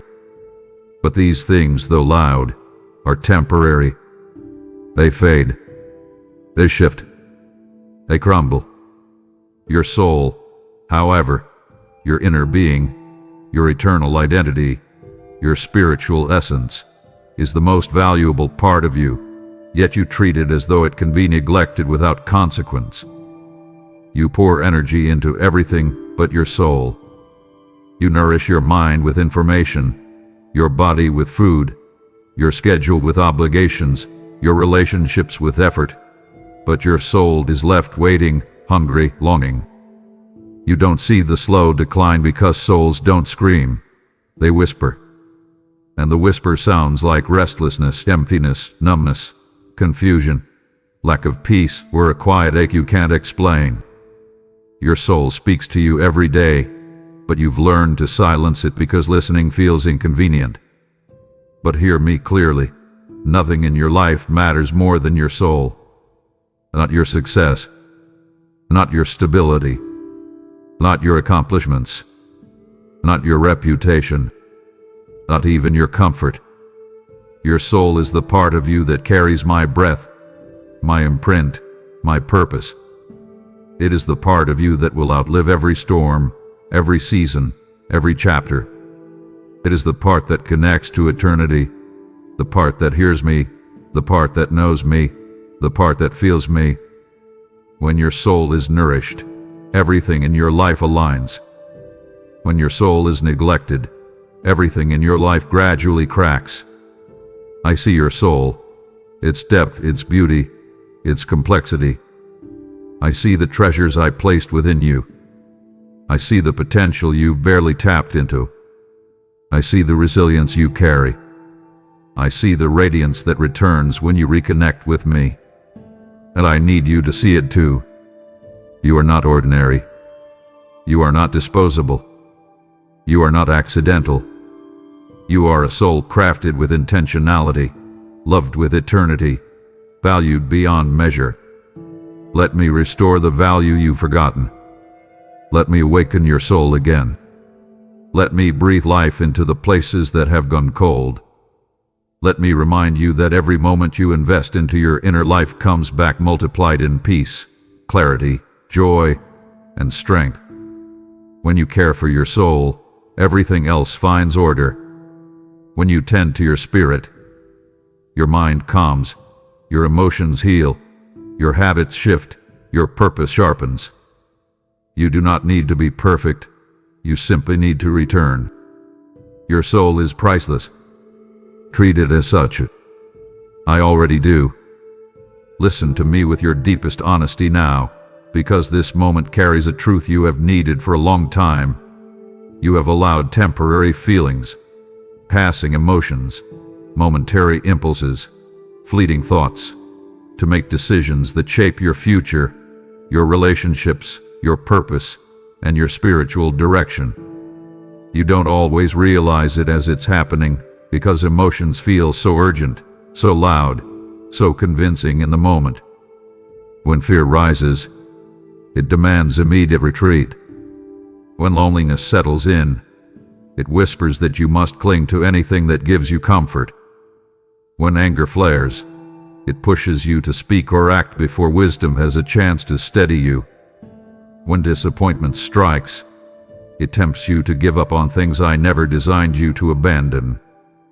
Temporary feelings come with such force that you begin to believe they reflect truth, but they don't. They reflect the moment, not the meaning. They reflect the pressure, not the purpose. They reflect your hurt, not your identity. I see how these temporary feelings have led you into decisions that did not truly align with your spirit. Decisions that seemed right in the intensity of emotion, but felt wrong afterward. Decisions that pulled you away from peace. Decisions that sacrificed long-term stability for short-term relief. Decisions that led you into relationships that drained you, commitments that confused you, seasons that exhausted you. And I'm not telling you this to shame you. I'm telling you because I want to save you from repeating cycles your heart was never meant to endure. Your emotions matter to me deeply, but they were never meant to be your leaders. They are signals, not masters. They are indicators, not instructors. They reveal what is happening inside you, but they were never designed to define the path before you. I gave you something stronger, something more stable, something capable of anchoring you even when emotions swirl violently. Your spirit connected to my truth. That is where clarity comes from. That is where wisdom flows. That is where discernment rises. When you make decisions from emotion instead of my presence, you end up navigating life by waves instead of foundations. Hear me. You are not unstable. You are not reckless.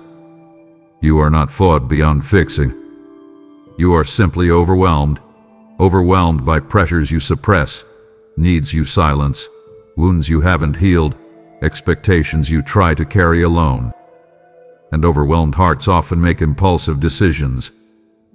But I am calling you now into a different rhythm, a rhythm where emotions don't dictate your choices, where feelings don't override faith, where impulses no longer steer your future. Let me steady you. Let me calm your inner storms. Let me bring clarity so strong that no temporary emotion can pull you off course. I want to teach you how to pause before reacting, to breathe before choosing, to seek me before committing. When you bring your emotions to me, I don't dismiss them. I align them. When you entrust your decisions to me, I don't take control. I guide your steps into what brings flourishing instead of regret. You are not bound to your impulses. You are not a captive to your feelings. You are capable of walking with wisdom, with stability, with clarity. And I am here to lead you into that freedom. Temporary feelings may have shaped some of your past, but they do not have to shape your future. Let me be the one who guides your decisions, so you can walk in the life you were truly meant for. Let me speak into your mind with gentle authority now, because you need to fully grasp something you've been ignoring. Your thoughts, your beliefs, your assumptions, your reactions are being shaped more by culture than by my truth, and the shift has happened so gradually that you barely noticed it. Culture speaks constantly, loudly, persuasively. It shapes values, expectations, definitions of identity, standards of success, interpretations of morality. It tells you what to want, how to think, how to live, how to decide. And though you don't intend to, you absorb more of it than you realize. You absorb it through screens, conversations, media, influences, opinions, and even through the silent pressures of comparison. Culture pulls at your mind every day, and if you are not anchored in me, it slowly convinces you that its noise is truth.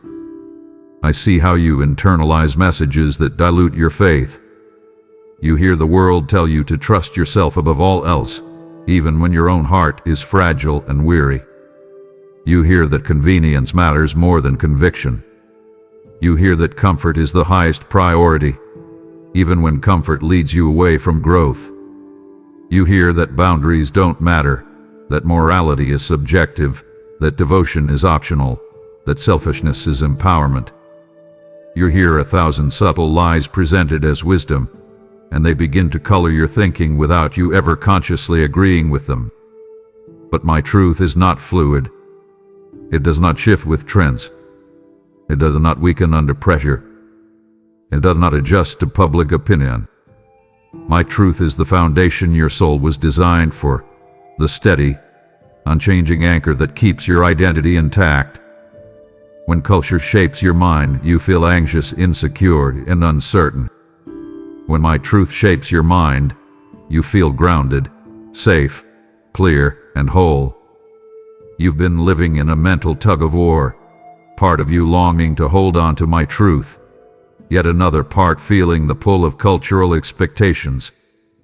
This conflict is why your thoughts feel scattered. It's why you sometimes doubt things you once believed confidently. It's why you feel internally divided, torn between who you know you should be and who the world is telling you to become. This tension isn't failure. It's evidence that your heart is still responsive to me. Hear me. I don't want to control your mind. I want to free it. Free it from confusion. Free it from lies.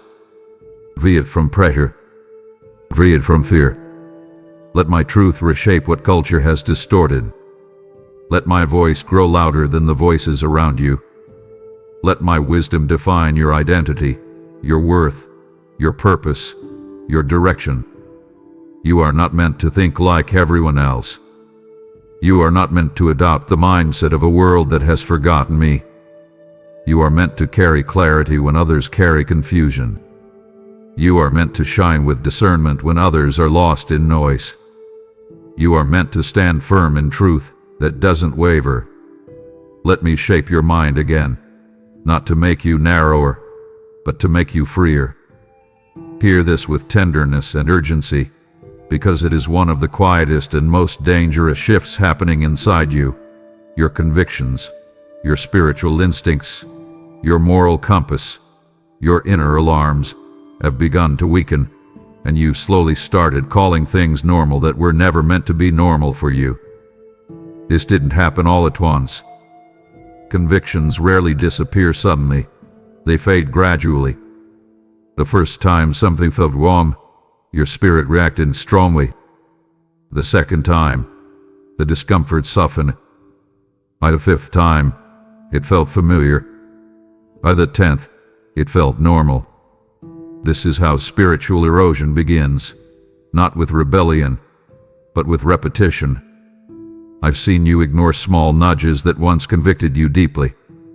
I've seen you tolerate attitudes, behaviors, and influences you used to guard your heart against. I've seen you rationalize choices that chip away at your spiritual sensitivity. I've seen you justify habits that distance you from me. You tell yourself, everyone does it, or it's not that serious, or I can handle it, or it's just part of life. But just because something is common does not make it holy. Just because culture accepts something does not mean heaven does. Just because your environment normalizes a behavior doesn't mean your spirit should adopt it. What concerns me is not your mistakes. It is your normalization of them. Your relabeling of unhealthy patterns as acceptable. Your comfort with what once broke your heart. Your numbness toward what once grieved your spirit. These shifts are not signs that you're wicked. They are signs that you're weary. Weary hearts become less guarded. Tired souls become less discerning. Wounded spirits become less sensitive. You are not drifting because you desire distance. You are drifting because you've been surviving, not thriving. But hear me clearly. I am not here to condemn your weakened convictions. I am here to restore them. I am calling you to remember who you are, what you stand for, what matters to you, what aligns with your spirit. You were created to walk in purity of heart, clarity of mind, and strength of soul, not in diluted conviction.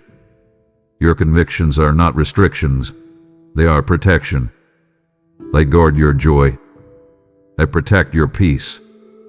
They secure your purpose. They strengthen your identity. Let me renew the sensitivity you've lost. Let me awaken the fire that once refused to compromise. Let me sharpen your discernment again so you can see clearly what you've been calling normal. Not through guilt, but through truth.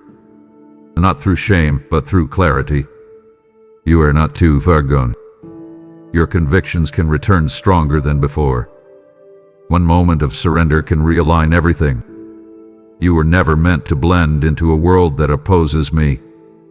You were meant to shine, to stand out, to live differently, not from pride but from purpose. Let me restore the convictions that once anchored you. Let me bring your standards back into alignment with heaven. You haven't lost them, you've simply quieted them. And I am here to turn their volume back up. Listen to me now with the seriousness your spirit already feels, because the battle within your mind has shifted in ways you haven't fully realized. You've begun entertaining thoughts you once instantly recognized as attacks, thoughts you used to reject immediately, thoughts you once refused to let take root. There was a time when lies were obvious to you. You sensed the deception the moment it approached. You knew when the enemy whispered insecurity, discouragement, fear, or accusation. You could feel the difference between my voice and the enemy's. But slowly, subtly stacked upon subtlety, you let thoughts linger that you used to cast out with authority. Not because you're weak, but because those thoughts have arrived disguised as reason, logic, realism, practicality, or just how life is. You've entertained thoughts that belittle your worth, as if humility requires you to shrink. You've entertained thoughts that question my goodness when circumstances don't make sense. You've entertained thoughts that feed fear, convincing you it's simply being cautious. You've entertained thoughts that pull you toward old habits, telling yourself it's just stress. You've entertained thoughts that make you doubt your purpose, believing you're simply being honest. You've entertained thoughts that invite compromise, all because those thoughts felt quieter, softer, and less threatening than the obvious attacks you once recognized so clearly. But hear me, the enemy is strategic. If he can no longer defeat you with loud lies, he will try to weaken you with subtle whispers. If he cannot make you fall, he will aim to make you drift. If he cannot break your faith, he will try to dull your discernment. He knows you are stronger than before, so he disguised the attacks in language that feels familiar to you. He doesn't always come with darkness. He often comes with confusion dressed as clarity, discouragement dressed as self-awareness, fear dressed as responsibility. Yet even now, I am awakening you to the truth that these thoughts are not yours. They are not from me, and they are not harmless. They shape your decisions. They influence your moods. They alter your peace. They shift your direction. A tolerated lie becomes a doorway. A small doubt becomes a foothold. A repeated thought becomes a belief. And beliefs build the course of your life. But you are not powerless. You are not at the mercy of your thoughts. You are not too far gone in your thinking. You still know my voice. It has simply been drowned out by noise, pressure, and fatigue. Let me sharpen your discernment again. Let me teach you to recognize lies before they lodge themselves into your mind. Let me strengthen your ability to reject thoughts that do not align with my truth. You don't need to fight with fear. You need to stand with authority. You don't need to argue with lies. You need to replace them with my words. You don't need to feel strong first. You need to surrender your thoughts to me. The moment you do, clarity will return. The fog will lift. The heaviness will break. I am here to steady your mind and restore your discernment. Don't entertain what was sent to destroy you. Let me cleanse your thoughts and align your mind again with truth that sets you free. Let me speak directly into the struggle you haven't voiced to anyone. I have watched you replace conviction with rationalization, gently, unintentionally, quietly, but consistently. And though the shift feels small to you, it is slowly pulling you off course in ways you cannot see yet. Conviction is my gift to you. It is my protection, my guidance, my inner compass keeping your heart aligned with truth. But conviction requires stillness, honesty, and humility, qualities that life's pace has made harder for you to sustain. And because conviction feels uncomfortable, you've begun soothing it with explanations. Where conviction once brought clarity, rationalization now brings excuses. You tell yourself, it's not that bad, or everyone does it, or I'll stop soon, or God understands. And yes, I do understand. I understand every wound, every fear, every pressure that tempts you toward compromise. But understand this, my compassion for you does not cancel my conviction for you. Compassion comforts you. Conviction protects you. They are not enemies, they are partners. But rationalization replaces both. I see how you justify habits that once grieved your spirit. I see how you tolerate influences that once troubled you. I see how you downplay behaviors that once convicted you. I see how you defend choices you know aren't aligned with who you're called to be. Rationalization doesn't remove the danger. It only blinds you to it. It doesn't silence the Holy Spirit. It simply turns your attention elsewhere so you don't have to deal with the tension. But the tension, that discomfort, the tug inside you, it is a lifeline. It is me trying to protect you from the inevitable consequences of drifting. It is me keeping your heart tender. It is me warning you before you walk into traps you don't see yet. When you rationalize what I'm trying to convict you of, you are not making life easier, you are making your spirit quieter. And a quiet spirit is vulnerable. Yet still, I am not here to shame you. I am here to awaken you. You are worth too much to me for me to let you rationalize your way into spiritual dullness. You are called to a higher standard, not because I demand perfection, but because I want to protect the purity, purpose, and peace that I designed you to thrive in. When you compromise, you shrink.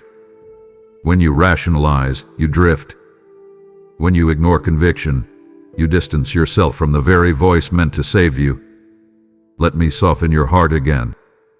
Let me restore what rationalization has numbed. You do not need to defend your choices. You need to surrender them. You do not need more excuses, you need more honesty. I will meet you there. Conviction is not punishment. It is a rescue. And I am rescuing you even now. Let me lead you back before small compromises become major consequences. You still hear me. Now trust me enough to obey what you hear. Hear me now with the full weight of my compassion. You are living spiritually malnourished because you've been feeding your soul with substitutes, temporary comforts, shallow satisfactions, surface-level distractions, instead of me, and those substitutes are leaving you weak, weary, and unfulfilled. Your spirit was created to thrive on my presence, on truth, on prayer, on stillness, on intimacy with me. When you feed your soul with these things, you grow strong. Your mind sharpens. Your heart steadies. Your emotions heal. Your purpose becomes clear. But when you feed your soul with substitutes, constant entertainment, surface-level encouragement, empty distractions, mindless scrolling, quick emotional highs, you feel full for a moment, but empty afterward. And that emptiness has become so normal to you that you've forgotten what true spiritual fullness feels like. You've been trying to satisfy deep spiritual hunger with things that cannot nourish you. You reach for comfort in screens instead of in my presence. You reach for escape in habits instead of in prayer. You reach for reassurance in people instead of in my promises. You reach for distraction instead of healing. And while none of these things are inherently evil, they become destructive when they replace me. They quiet your hunger temporarily, but they never satisfy it. They give you stimulation, not strength. Noise, not nourishment. Reaction, not restoration. I see the signs of your malnourishment. I see your exhaustion, not just physical but soul deep. I see how easily you feel discouraged. I see how quickly anxiety rises. I see how your patience thins, your passion fades, your focus weakens. I see how you struggle to remain consistent in spiritual disciplines, not because you don't want me, but because you don't have the strength that comes from me. A starving soul cannot sustain spiritual habits. A hungry heart cannot fight battles with confidence. A malnourished spirit cannot walk in the authority I have given you. But hear me. Your malnourishment is not a condemnation. It is an invitation. You don't need to do more. You need to receive more. You don't need to try harder. You need to draw closer. I am not asking for perfect discipline. I'm asking for real connection. Even small moments with me carry more power than hours spent with substitutes. Even one honest prayer can strengthen your soul more than an entire day of distraction. Even one returning, one surrender, one pause to seek me can begin reversing the effects of spiritual starvation. Let me feed you again. Let me revive you.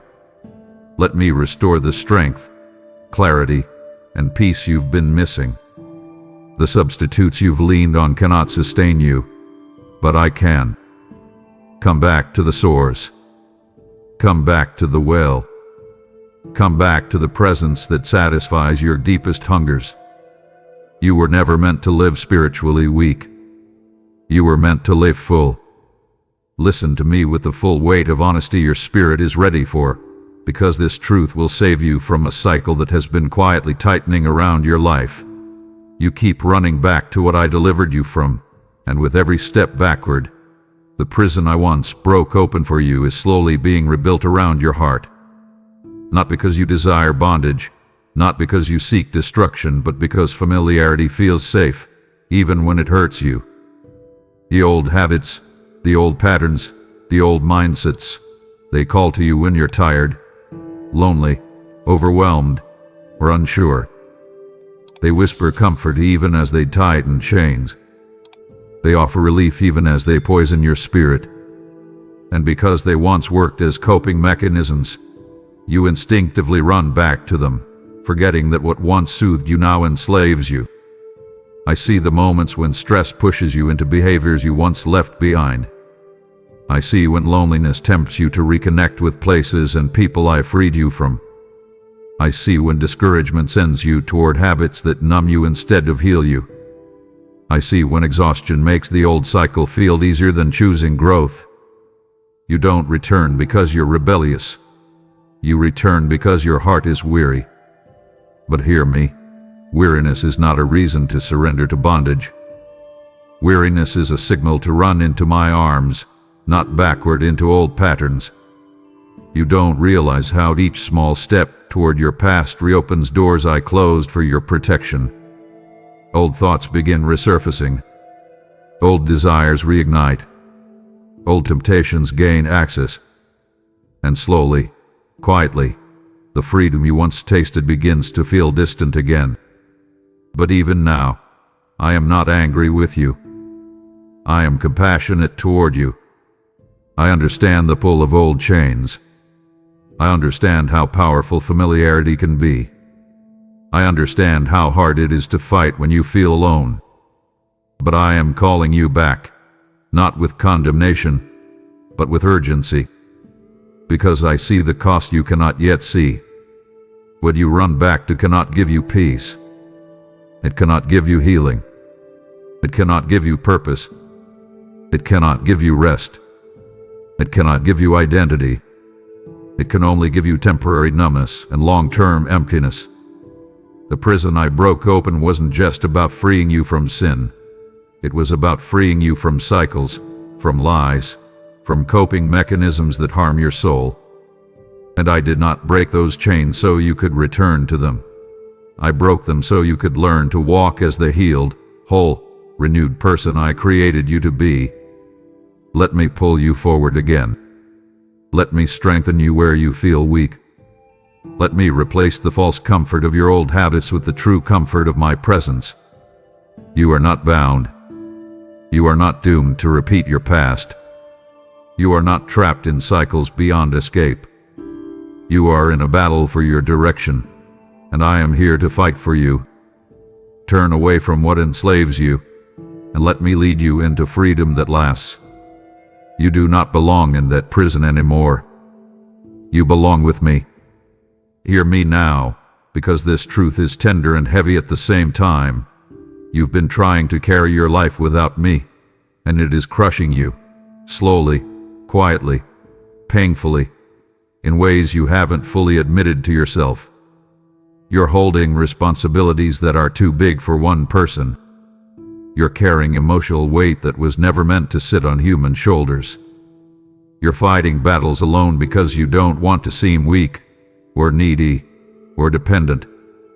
You're managing pressures you don't talk about. You're pushing forward even when you feel overwhelmed. And somewhere deep inside, you've convinced yourself that asking me for help is a sign of failure, or a sign that you're not strong enough. But you were never meant to be strong alone. You were never designed to carry burdens in isolation. You were not built to be self-sufficient. Strength apart from me is only survival. Strength with me is freedom. And the heaviness you feel, emotionally, mentally, spiritually, is not a sign of your inadequacy. It is a sign that you are functioning outside the design of your soul. I see the moments when your chest tightens and you breathe shallow because stress is pressing on you. I see the nights when you can't sleep because your mind feels like a battlefield. I see the mornings when you wake up already tired, depleted before the day even begins. I see the weight you carry in your silence, the tears you swallow because you feel you must keep moving, the responsibilities you juggle alone. You have told yourself, I can handle this, but your spirit is whispering, I can't keep doing this without help. You don't need to pretend with me. You don't need to impress me with strength. You don't need to act like everything is fine when your soul is exhausted. What you call being strong, I call being overwhelmed. What you call holding it together, I call carrying what I wanted to carry for you. What you call doing your best, I call needing rest in my presence. You are not failing. You are simply resisting surrender. And surrender isn't giving up, it's handing over what is too heavy for you. I want to carry your fears, your burdens, your decisions, your uncertainties. I want to lift the weight you've been dragging behind you. I want to strengthen you where you feel weak. But I cannot carry what you refuse to release. You don't have to be the hero of your own story. You don't have to solve everything alone. You don't have to move through life pretending you are unbreakable. Come to me, not as the version of yourself that tries to appear capable, but as the version that needs me. The moment you allow me in, you'll feel the heaviness begin to shift. You were meant to live light, not crushed. Let me carry what your heart can no longer hold. Listen with the attention your soul deserves, because this truth is one you've been running from. You have ignored the warning signs inside you, your exhaustion, your irritability, your spiritual numbness, your emotional heaviness, because you don't want to slow down, not realizing that continuing at this pace is quietly breaking you. There are signs your heart has been sending you for months, whispers of burnout, signals of spiritual depletion, cries for rest, but you've brushed them aside. You tell yourself you don't have time to slow down. You tell yourself other people depend on you. You tell yourself stopping will make everything fall apart. But stopping is not collapse. Sometimes stopping is rescue. I see the tension in your body that never seems to leave. I see the constant pressure behind your eyes. I see how quickly frustration rises in you. I see how often you feel disconnected, unfocused, unmotivated. I see how your patience grows thin even though you try to hide it. I see the moments when you feel like you're functioning on autopilot, moving through routines without connection or purpose. I see the internal alarm bells sounding, and I see you silencing them because the thought of slowing down feels too overwhelming. You're afraid that if you slow down, you'll have to face things you've been avoiding, pain you haven't healed from, questions you haven't answered, emptiness you haven't acknowledged. You're afraid that if you pause, you'll fall apart. But falling apart in my presence is safer than running apart without me. Ignoring the warning signs does not make them disappear. It simply delays the healing that could restore you. Your spirit is not weak, it is tired. Your heart is not cold, it is overwhelmed. Your mind is not broken, it is saturated. You need rest, not just physical rest, but soul rest. Rest that reconnects you with me. Rest that resets your emotions. Rest that clears your mind. Rest that softens your heart. Rest that disentangles you from the chaos around you. I am not calling you to abandon your responsibilities. I am calling you to reconnect with your source. You cannot pour out when you are empty. You cannot keep moving at full speed without spiritual nourishment. You cannot continue ignoring the signs your own soul is sending. Slow down, not because you're failing, but because you're worth protecting. Slow down, not as weakness but as wisdom.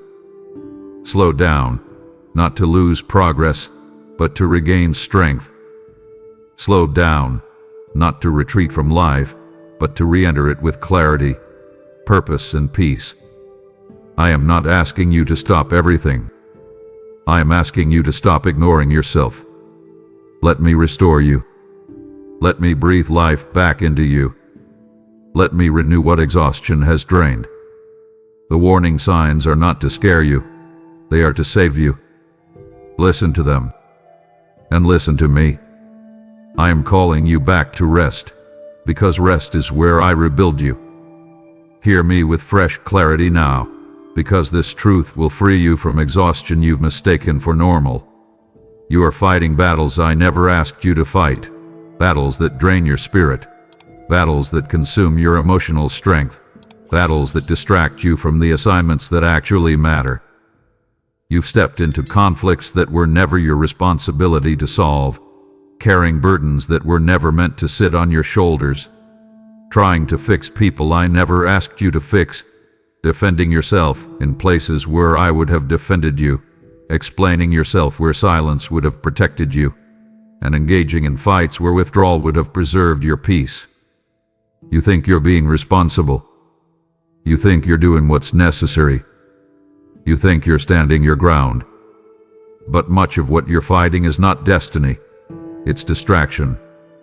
I see how you battle opinions that don't matter, trying to convince people whose minds will never change. I see how you fight for validation that will not satisfy you. I see how you exhaust yourself trying to meet expectations that were never from me. I see how you invest emotional energy into relationships I have already asked you to release. I see how you wrestle with guilt that should have been surrendered instead of carried. I see how you fight for outcomes I never called you to control. And every unnecessary battle drains a measure of strength you need for the battles I did call you to. Battles of faith, battles of identity, battles of purpose, battles of spiritual growth, battles of legacy. You weren't created to fight everything. You weren't designed to fix everything. You weren't appointed to carry every weight. Some battles belong to me. Some belong to time. Some belong to the choices of others. And some, many, were designed for you to simply walk away from. But the enemy loves to lure you into unnecessary battles because he knows that if he can drain your strength in the wrong places, you will have none left for the right ones. And when you feel drained, you assume something is wrong with you, when in reality something is wrong with what you're choosing to fight. I am not condemning you. I am rescuing you. I want to teach you the sacred art of choosing your battles wisely, not out of fear, but out of discernment. I want to show you what's worth your energy and what isn't. I want to break the habit of emotional overinvestment. I want to teach you the freedom of letting go. You do not honor me by fighting battles I never assigned to you. You honor me by trusting my guidance, by choosing peace over proving yourself, by releasing what keeps draining you. You have a calling that requires strength. You have a future that requires focus. You have a destiny that requires clarity. Stop wasting your fire on battles that do nothing but burn you out. Come back to me. Let me reveal which battles are yours and which were never meant for your hands. When you let me choose your battles, you will walk with renewed strength, renewed peace, and renewed purpose, because you will finally be fighting where you're meant to win. Listen closely now, because this truth has been trying to break through the noise of your life. You are listening to voices, opinions, memories, fears, comparisons, expectations that do not have permission to shape your identity, yet you've given them access to places in your heart that belong only to me. Not every voice that speaks to you is worthy of your attention.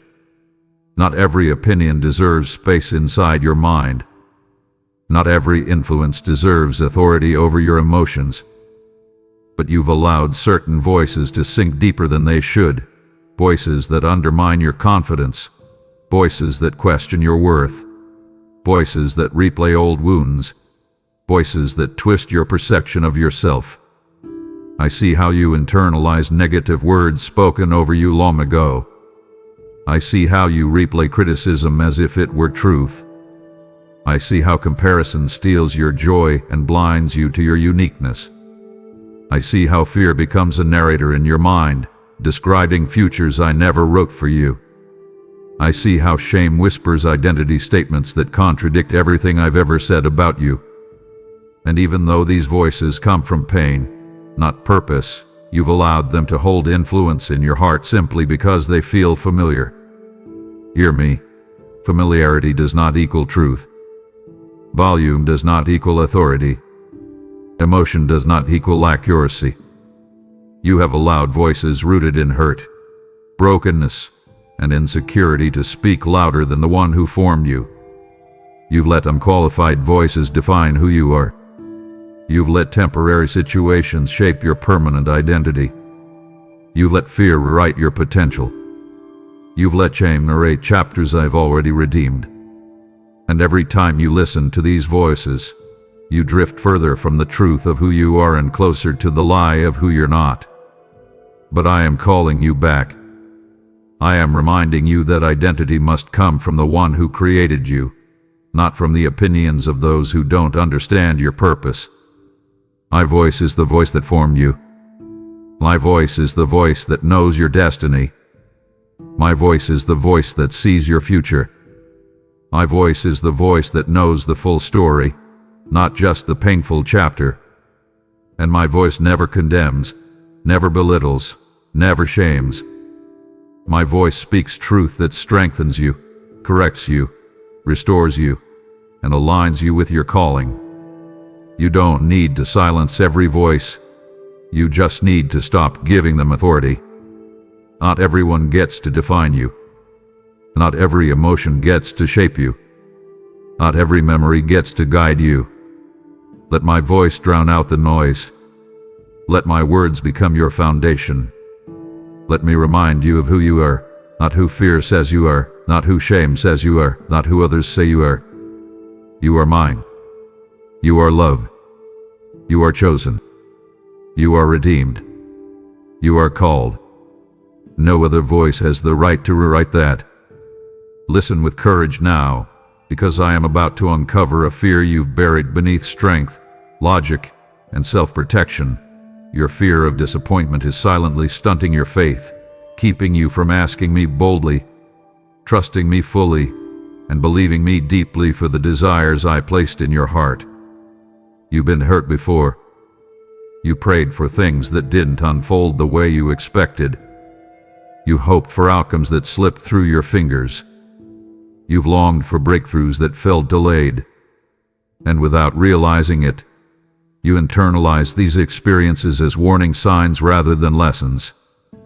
You learn to shrink your hope, lower your expectations, censor your prayers, and temper your desires, not because you don't believe in me, but because you fear what will happen to your heart if you believe too much. This fear has whispered lies into your spirit. Don't get your hopes up. Don't ask for too much. Don't expect change.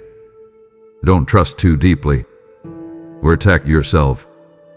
And slowly, without noticing the shift, you built emotional walls around your faith. You began settling for small prayers, safe prayers, light prayers. You began asking me only for what seemed realistically possible, not for what your heart truly longed for.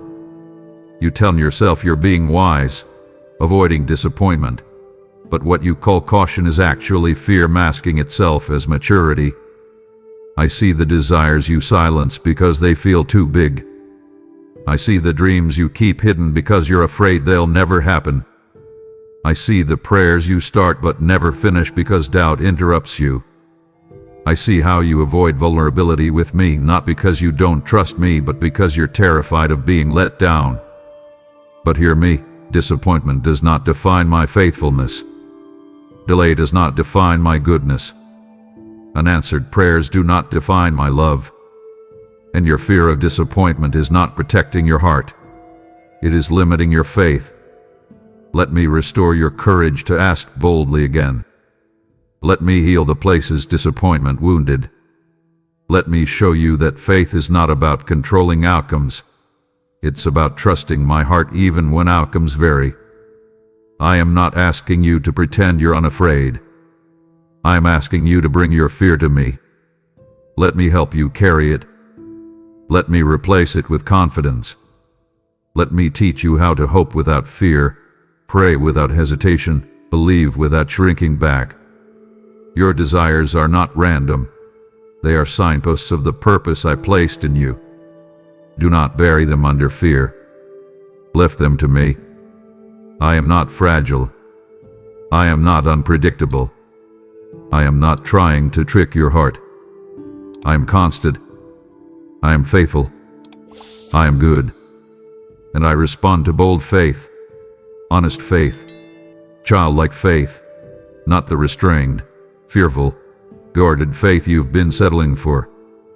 Ask me again. Hope again. Dream again. Believe again. Your future does not have to be shaped by your past disappointments. Your faith can rise again, not fragile, but fierce. I am here to prove that hope in me is not a risk, but a refuge. Listen closely, because what I am about to reveal touches the deepest place within you. You have stopped bringing your whole heart to me, and this quiet withholding is weakening the intimacy we once shared, not because I am distant, but because you have begun guarding yourself even from me. You used to come with honesty, raw, unfiltered, vulnerable. You used to pour your struggles before me without rehearsing them. You used to let me see the tears before you wiped them away, the fears before you softened them with logic, the questions before you polished them into acceptable prayers. But slowly, almost without noticing, you began protecting yourself even in my presence. You began offering me only the manageable parts of your heart. You began editing your truth, removing the pieces that felt too heavy, too messy, too complicated, too shame-filled, too painful. I see how carefully you choose your words when you pray now, how you avoid the subjects that hurt too much, how you avoid the questions you fear I won't answer, how you avoid confessing certain thoughts because you're afraid of what they mean. You think you are being respectful. You think you are being strong. You think you are being spiritual. But withholding is not strength. It is self-protection. And self-protection may help you survive relationships with people, but it builds walls between you and the healing your heart desperately needs. You come to me with your mind, but you hesitate to bring your emotions.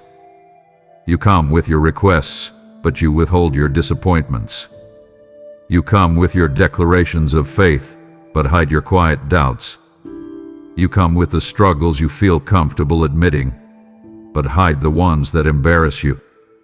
And you convince yourself that this is maturity, when truly it is fear. Fear that if you open everything, I will expose you rather than embrace you. But hear me clearly in this fictional devotional voice. I do not grow closer to you through the parts you perform. I grow closer to you through the parts you reveal. I do not heal what you hide. I do not restore what you deny. I do not mend what you pretend is fine. I am not after your polished heart. I am after your real one. The broken one. The confused one. The tired one. The discouraged one. The frustrated one. The ashamed one. The weary one. The heart you hide is the heart I want most. You do not have to fear vulnerability with me. I already know every part of you. The thoughts you silence. The emotions you suppress. The wounds you cover. The patterns you wish you could break. I know all of it, not from afar but from within. And my response is not rejection but compassion. Intimacy with me doesn't require perfection. It requires honesty. Bring me the anger you've been holding back. Bring me the disappointment you've tried to hide. Bring me the fears you've called silly. Bring me the doubts you've labeled unspiritual. Bring me your whole heart, not the curated version, but the real one. When you come to me fully, intimacy awakens again. Barriers fall. Healing begins. Strength rises, and you rediscover the closeness you've been missing. Don't deny me access to the places that need me most. You are safe with me, completely, totally, endlessly safe. Hear this with the gravity your spirit already feels. The enemy hath been targeting your identity, not your finances, not your schedule, not your relationships.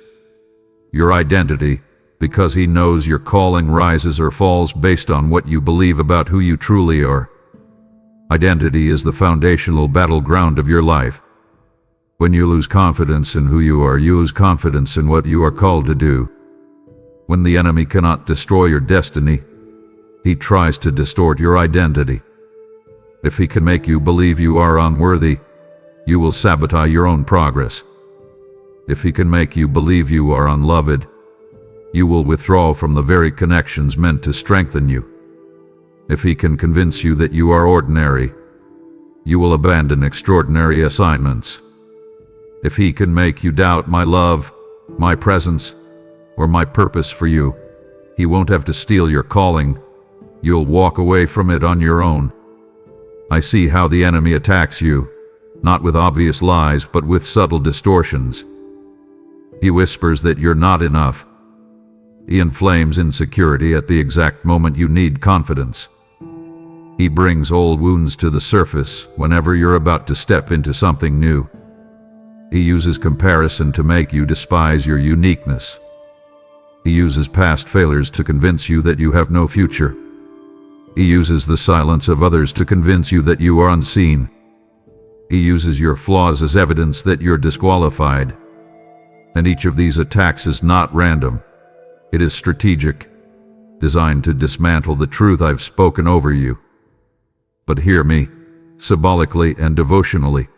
Your identity does not come from your past, your mistakes, your fears, your upbringing, or the opinions around you. Your identity comes from me, the one who designed you with intention, with precision, with purpose. I call you chosen when you feel overlooked. I call you beloved when you feel unwanted. I call you capable when you feel inadequate. I call you strengthened when you feel weak. I call you mine when the world calls you nothing. You've been measuring your identity by emotion instead of truth. But emotions shift. Truth does not. You've been defining yourself based on seasons instead of destiny. But seasons change. Destiny remains. You've been believing lies because they feel familiar. But familiarity does not equal truth. I am calling you to rise, not by force, not by performance, but by stepping into the identity I have already declared over you. You are not who fear says you are. You are not who shame says you are. You are not who others say you are. You are who I say you are. And when you finally embrace the truth, every attack against your identity loses power. This battle is not about who you've been. It's about who you are becoming. And the enemy fears your becoming more than anything else. Stand firm in the truth of your identity. Your calling depends on it, and your future is built upon it. Listen with a tender but honest heart, because this revelation will reframe everything you've been feeling. You have allowed delay to make you doubt me, my timing, my intentions, my promises, when the delay was never meant to discourage you, but to develop you. Delay is not denial, but you've been treating it as though it is. You've interpreted my slowness as silence. You've interpreted my timing as withholding. You've interpreted my alignment process as abandonment. And because you don't see progress in the natural, you assume nothing is happening in the spiritual. But delay is one of the most powerful tools I use to prepare you for the very things you've been praying for. I see how long you've been waiting for clarity, for breakthrough, for answer, for healing, for direction, for provision. I see the moments where hope rises and then sinks again. I see the silent frustration you carry. I see the quiet tears you hide from others. I see the questions you try to ignore. When will it happen? Why is it taking so long? Did I miss something? Did I misunderstand? Has God forgotten me? But hear me. I have not forgotten you for a single moment. Delay is not evidence of absence. It is evidence of preparation. Delay stretches your patience so your character can sustain what I'm giving you. Delay strengthens your endurance so blessings don't crush you by coming too soon. Delay matures your faith so you learn to trust my heart, not just my hand. Delay develops your vision so that when the promise comes, you recognize it instead of doubting it. Delay purifies your motives, aligns your desires, and humbles your pride. The delay is working on you just as much as the promise is waiting for you. You think the delay is about my timing, but often the delay is about your readiness. You think the delay is punishment, but it is protection. You think the delay is withholding, but it is shaping. You think the delay is me ignoring you, but it is me investing in you. If I gave you everything you asked for exactly when you wanted it, you would step into blessings with an undeveloped foundation. What I am building inside you right now is the capacity to carry what is coming. Do not judge my intentions by the presence of delay. Do not assume I am inactive. Do not assume I am uninterested. I am working behind the scenes in ways you cannot see, aligning pieces, shifting circumstances, preparing hearts, opening doors, removing obstacles, and positioning you for a season that will make sense only when you step into it. You are not stuck. You are being strengthened. You are not forgotten. You are being formed.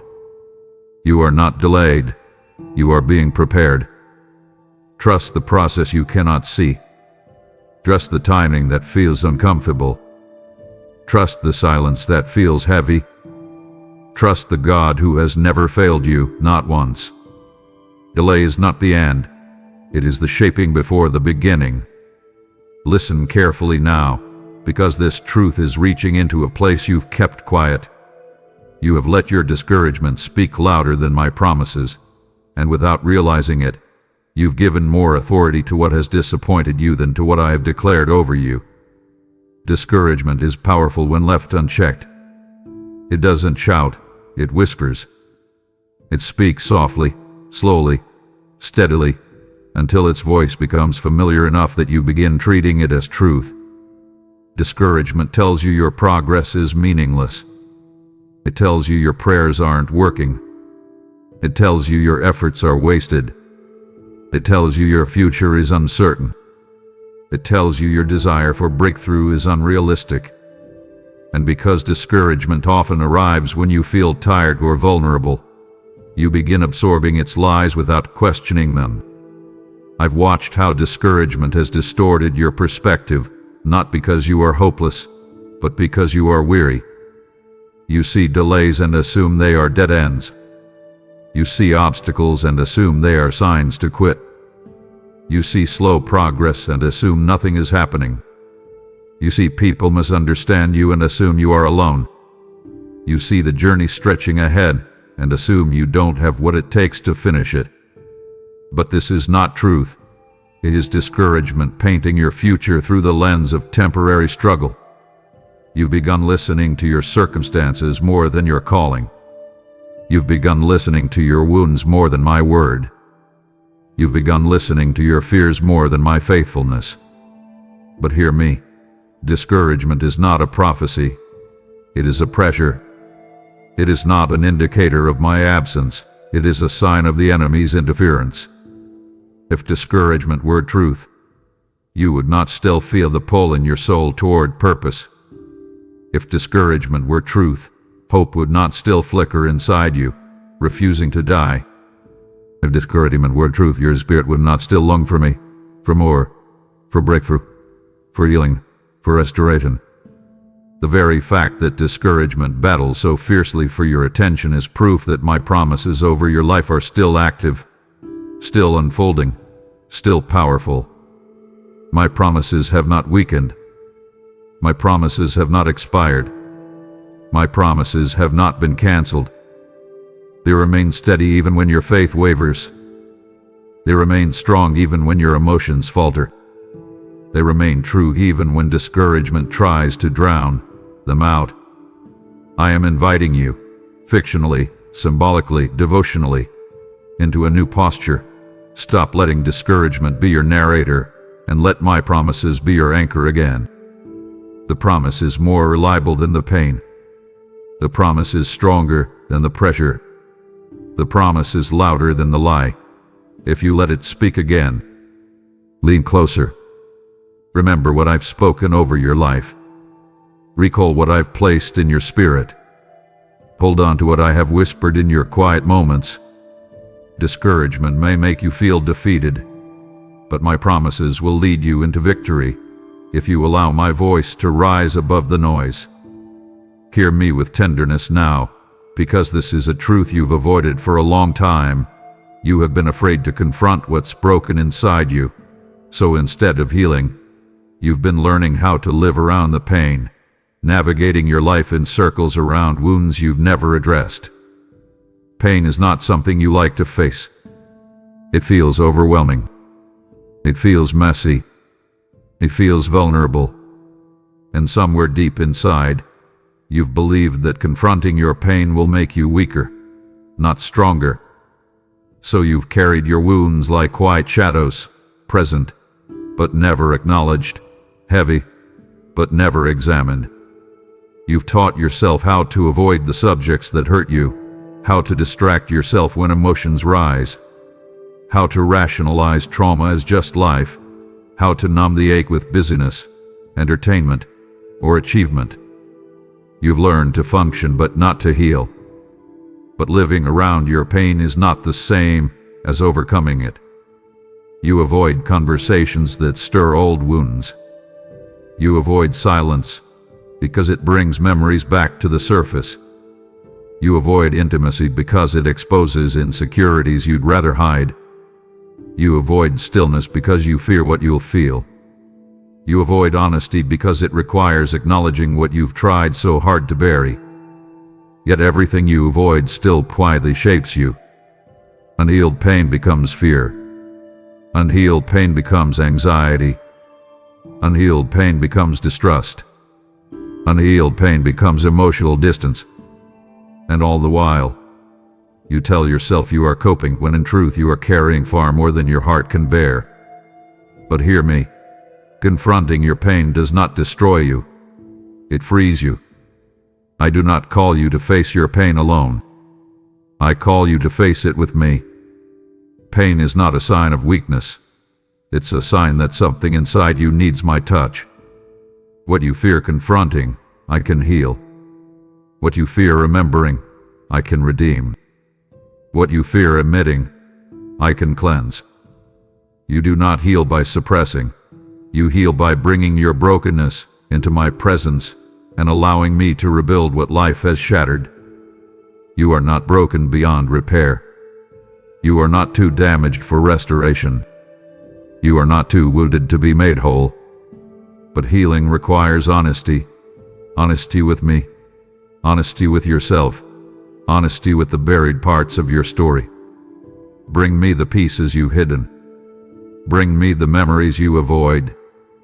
Bring me the wounds you pretend don't hurt anymore. I am not repelled by your pain. I am drawn to it. It is the entry point for my healing power. You've lived around your pain long enough. Let me meet you in it, not to shame you, but to restore you from the inside out. Healing will not break you. It will set you free. Listen with humility now, because I am putting words to a struggle you've been unable to articulate. You have confused busyness with purpose, movement with progress, activity with alignment, and the result is a spiritual emptiness that you keep trying to outrun. You've been filling your days with tasks, responsibilities, obligations, commitments, distractions, and noise. You feel productive, but you feel empty. You feel busy, but not fulfilled. You feel stretched, but not strengthened. You feel active, but not alive. Somewhere inside, you've come to believe that your worth is tied to how much you do, how much you produce, how much you handle. And in that belief, you've lost connection to the place where true purpose flows, not from motion, but from me. I see how overwhelmed you feel, even though you continue saying yes to more. You're afraid that slowing down will make you seem unproductive, or unvalued, or unnoticed. You're afraid that resting will make you fall behind. You're afraid that letting go of certain commitments will disappoint people. You're afraid that doing less will make you feel less significant.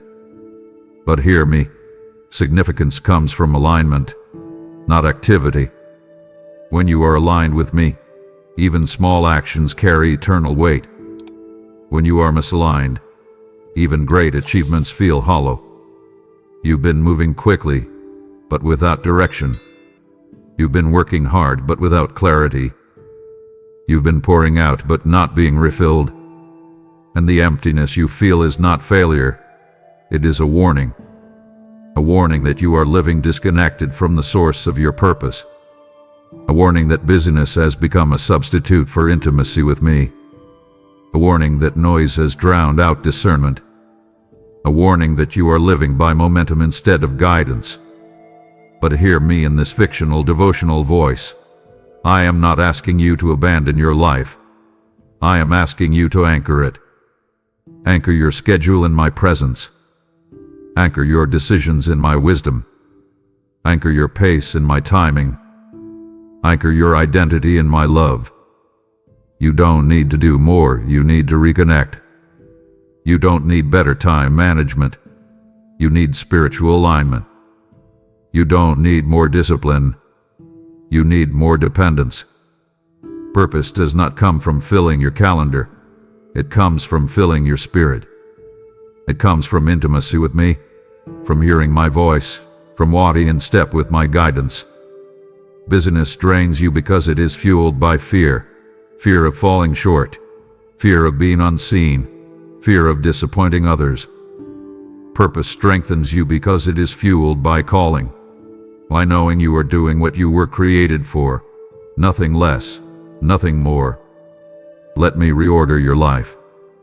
Let me slow your pace. Let me refine your focus. Let me teach you how to choose what matters and release what doesn't. You are not meant to live frantic. You are meant to live purposeful.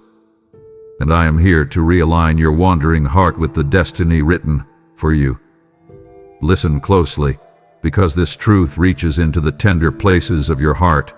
You are holding on to people I've been gently asking you to release, and the longer you cling to them, the more you delay the healing, growth, and peace that I've been trying to bring into your life.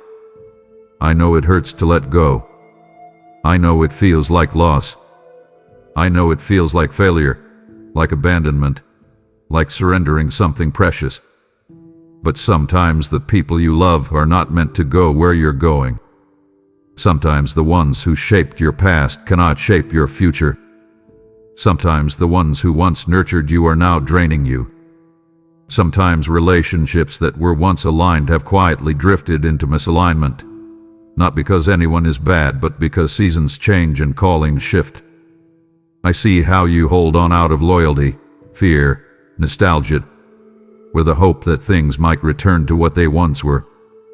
You tell yourself, it's not that bad, or it will get better, or I can handle this, even as your peace fades and your spirit tightens. You sacrifice your emotional well-being to maintain connections that no longer honor your growth. You continue investing in people who drain you because you're afraid of hurting them. You hold on to relationships out of guilt, not love, out of history, not alignment, out of fear of loneliness, not discernment. But you cannot carry everyone with you, not when some of them are unknowingly pulling you backward. Releasing someone does not mean you stop caring. It does not mean you stop praying for them. It does not mean you stop wishing them well. It simply means you no longer let their presence harm your peace or hinder your purpose. I've watched you struggle to detach yourself from people who take more than they give, who dismiss your boundaries, who minimize your growth, who keep you emotionally stuck. I've watched you stay committed to relationships whose season has ended because you're terrified of what life looks like without them. But hear me. Release is not rejection. It is protection. I am not calling you to abandon people. I am calling you to obey me when I gently shift you away from what is no longer aligned with your destiny. I am calling you to trust that when I separate you from certain individuals, it is not because you are losing something valuable.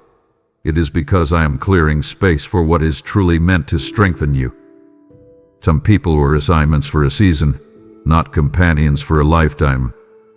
Some were lessons, not lifelong anchors. Some were comfort, not calling. And if you continue holding on, your hands will stay too full to receive what I am preparing to give. It hurts, yes. It feels like tearing. But what feels like loss is often the beginning of liberation. I am not removing people to punish you. I am guiding you toward relationships that nourish you, sharpen you, honor you, and align with who you're becoming. Release what I'm asking you to release. It is not the end of love. It is the beginning of freedom. Hear me with openness now, because this truth has been lingering in the corners of your soul. You have been ignoring the quiet pull of my spirit, not because you cannot feel it, but because you're afraid of what I might ask you to change if you fully surrender. You sense me drawing you closer. You feel the nudge when you wake in the morning. You feel the tug in moments of stillness. You feel the conviction in the decisions you hesitate to make. You feel my presence calling you deeper, not into pressure, but into transformation. Yet something inside you resists. Not because you don't love me, but because you're afraid of what obedience might require. You fear I will ask you to leave behind habits that comfort you. You fear I will ask you to step into responsibilities that intimidate you. You fear I will ask you to confront truths you've been avoiding. You fear I will ask you to let go of people, patterns, or identities that feel too ingrained to release. You fear that surrender means losing control. But hear me, surrender isn't loss. It's alignment. When you follow my pull, you don't lose yourself. You find the version of you I created before fear, pain, and disappointment reshaped you. I see how you quiet the inner whisper that tells you to pray. I see how you push aside the feeling that it's time to return to deeper devotion. I see how you silence the conviction that nudges you away from certain behaviors or relationships. I see how you avoid the uncomfortable truths that rise when you sit alone with me. You distract yourself. You fill your mind with noise. You tell yourself you'll respond later. But later keeps getting pushed further away, and the pull you once felt strongly now feels faint. Not because I stopped calling, but because you stopped listening. But even now, I am still calling you, softly, steadily, patiently. I am not trying to frighten you. I am not trying to overwhelm you. I am trying to lead you into the life you were meant for. The changes I ask of you are not punishments, they are pathways to freedom. The habits I ask you to break are not sacrifices, they are chains being removed. The steps I ask you to take are not burdens, they are doorways to destiny. The boundaries I urge you to set are not walls, they are protections for your heart. Do not fear what I will ask of you. Everything I call you to release will be replaced with something better. Everything I call you to confront will be healed with my presence. Everything I call you to change will make you more whole, more alive, more aligned with who I formed you to be. Stop resisting the pull. Stop delaying your transformation. Let me lead you, not into loss, but into life more abundant than the one you settled for. My pull is your path to becoming who you were always meant to be. Listen with gentleness now, because this truth will breathe life into a part of you that has been silent. You've become so focused on surviving, on enduring, on managing, on coping, that you've forgotten how to dream with me, Survival mode has taken over your spirit. You wake up thinking about what needs to be done, what problems need solving, what responsibilities need carrying. Your days revolve around getting through, not growing. You've been functioning, not flourishing. And because life has demanded so much of you, dreaming feels irresponsible, childish, or unrealistic. So you stop dreaming, not because you don't want more, but because you don't believe more is possible. I see how life has weighed on you. I see how disappointments chipped away at your hope. I see how repeated setbacks condition you to expect the bare minimum. I see how your heart quietly silenced its own desires because wanting anything beyond survival felt painful. You've accepted limitation as normal. You've accepted exhaustion as permanent. You've accepted smallness as safe. But this is not the life you were created for. You were made to dream, to imagine, to hope, to believe, to see beyond what your eyes can perceive. You've forgotten that dreaming with me is not risky, it's holy. Dreams are not fantasies. They are blueprints of what I am capable of doing in your life. Dreams are not childish. They are seeds of purpose. Dreams are not unrealistic. They are invitations into my possibilities. When you stop dreaming, your spirit begins shrinking. When you stop dreaming, your potential becomes buried beneath routine. When you stop dreaming, your heart disconnects from the destiny I planted inside you long ago. But hear me, symbolically and devotionally, I am restoring your ability to dream. I am breathing life into the places you silenced. I am awakening desires you buried under the weight of reality. I am reminding you of visions you once held, passions you once carried, ambitions you once nurtured. The dreams you thought were dead are not dead. They are dormant, waiting for your faith to breathe on them again. I am not asking you to dream based on your resources, your circumstances, your qualifications, or your past. I am asking you to dream based on who I am. Dream with me, not cautiously, but boldly. Dream beyond survival. Dream beyond fear. Dream beyond what looks possible. Dream beyond what you think you deserve. The dreams I place in your heart are reflections of what I want to do through you. You were not created to merely make it through life. You were created to build, to create, to pursue, to hope, to expand, to influence, to transform. Survival may be where you've been, but it is not where you're going. Let me awaken your dreams again, not as fantasies, but as foundations for the future I've already prepared for you. Listen with full honesty now, because this realization will unlock doors you've been pleading for me to open. You have been praying for answers, clarity, direction, breakthrough, and change, while quietly ignoring the instructions I already gave you. You keep asking me what to do next, yet the next step I'm calling you to is the same one you've been avoiding. You feel stuck because you're waiting for new revelation, but what you actually need is renewed obedience. I am not withholding answers from you. I am not hiding my will. I am not silent. The truth is this: my instruction has already gone ahead of you, but you've been hoping for a different one, an easier one, a safer one, a more comfortable one. I see how you pray with sincerity, asking for guidance, yet deep inside there's a reluctance to follow the path I've set before you because part of you fears the cost. You fear conflict. You fear discomfort. You fear loss. You fear change. You fear stepping outside what feels familiar.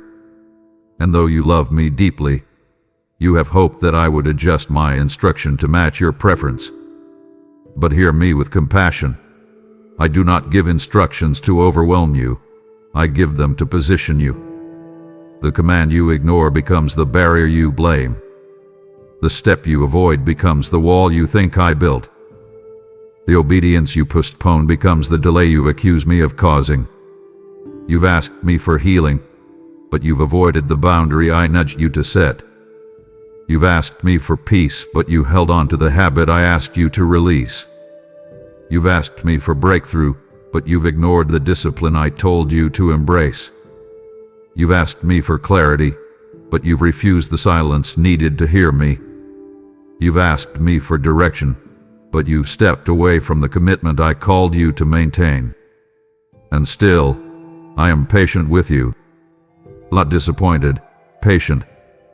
Because I know obedience feels heavy when you haven't yet tasted the freedom it leads to. I know trust is hard when the future feels uncertain. I know surrender feels risky when you're used to protecting yourself. But every instruction I give is rooted in love. Every command is connected to your destiny. Every nudge is pulling you closer to purpose, not further from comfort. You keep praying for answers as if I have not spoken, but my voice has echoed in your spirit many times. It came as conviction you dismissed. It came as wisdom you postponed.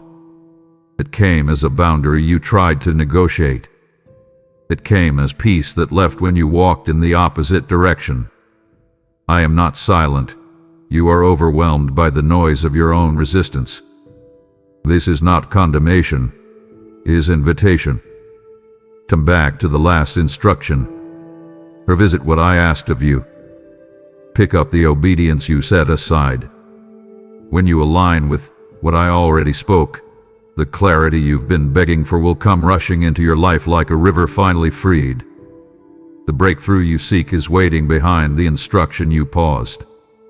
Trust me enough to follow me. Everything you're praying for begins there. Hear this with renewed hope, because it carries the weight of truth you've forgotten.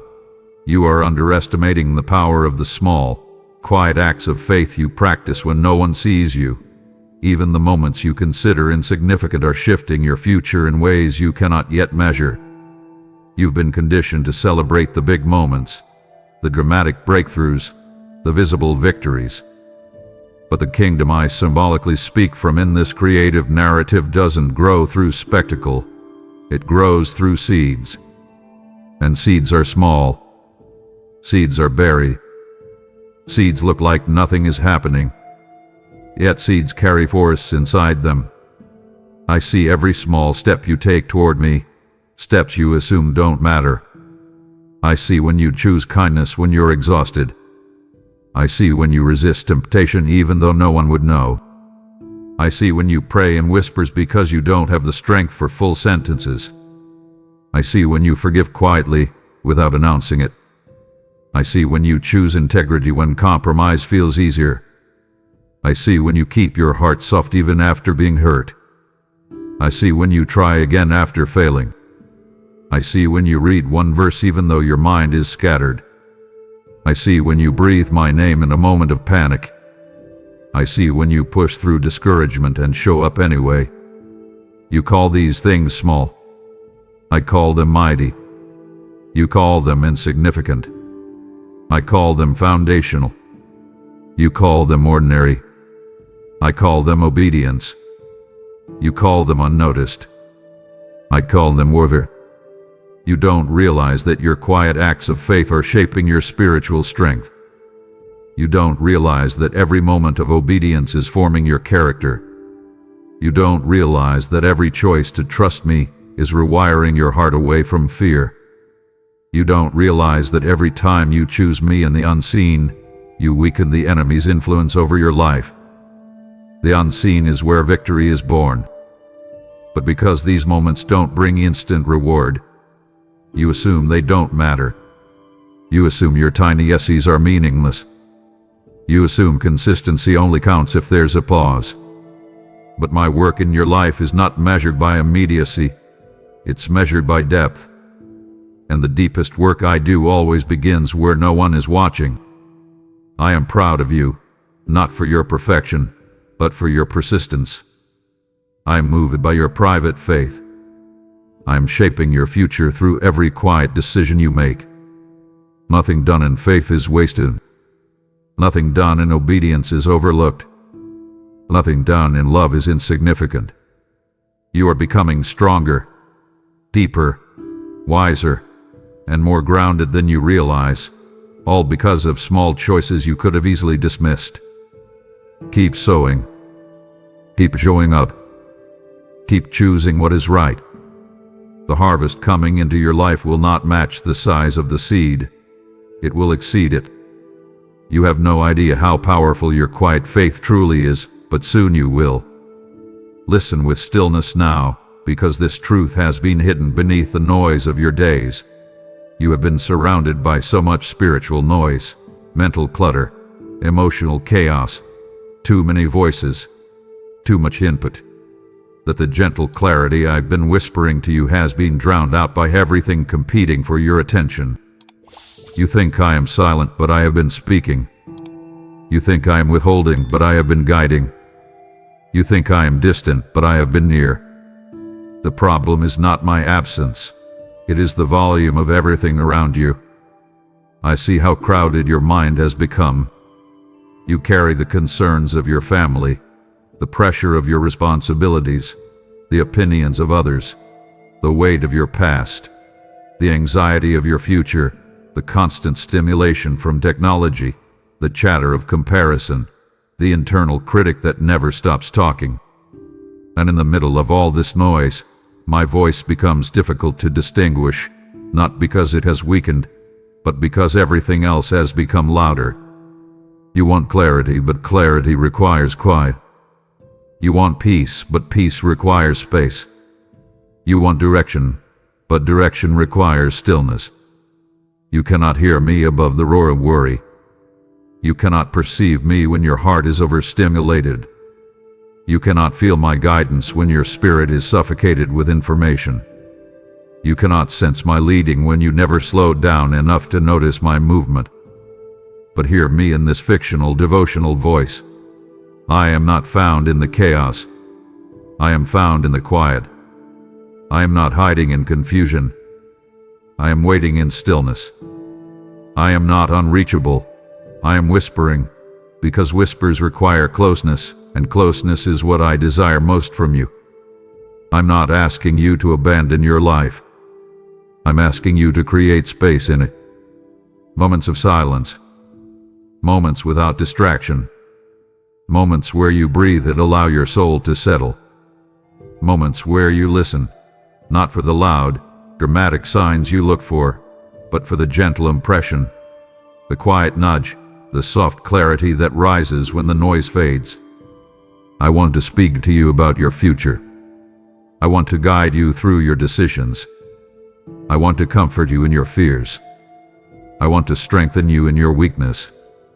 I want to reveal things you've been confused about. But I cannot compete with the noise. You must quiet yourself long enough to recognize my whisper. When you learn to silence the world, you will rediscover my voice. When you reduce the noise, clarity will flow like water. When you choose stillness, wisdom will come effortlessly. When you make room in your mind, my presence will fill it. You are not far from hearing me. You are one pause away, one quiet moment from clarity, one deep breath from feeling me again. Let the noise fall away. I have been whispering, waiting for you to hear the words that will shift everything. Hear me with honesty now, because this truth sits beneath layers you rarely acknowledge.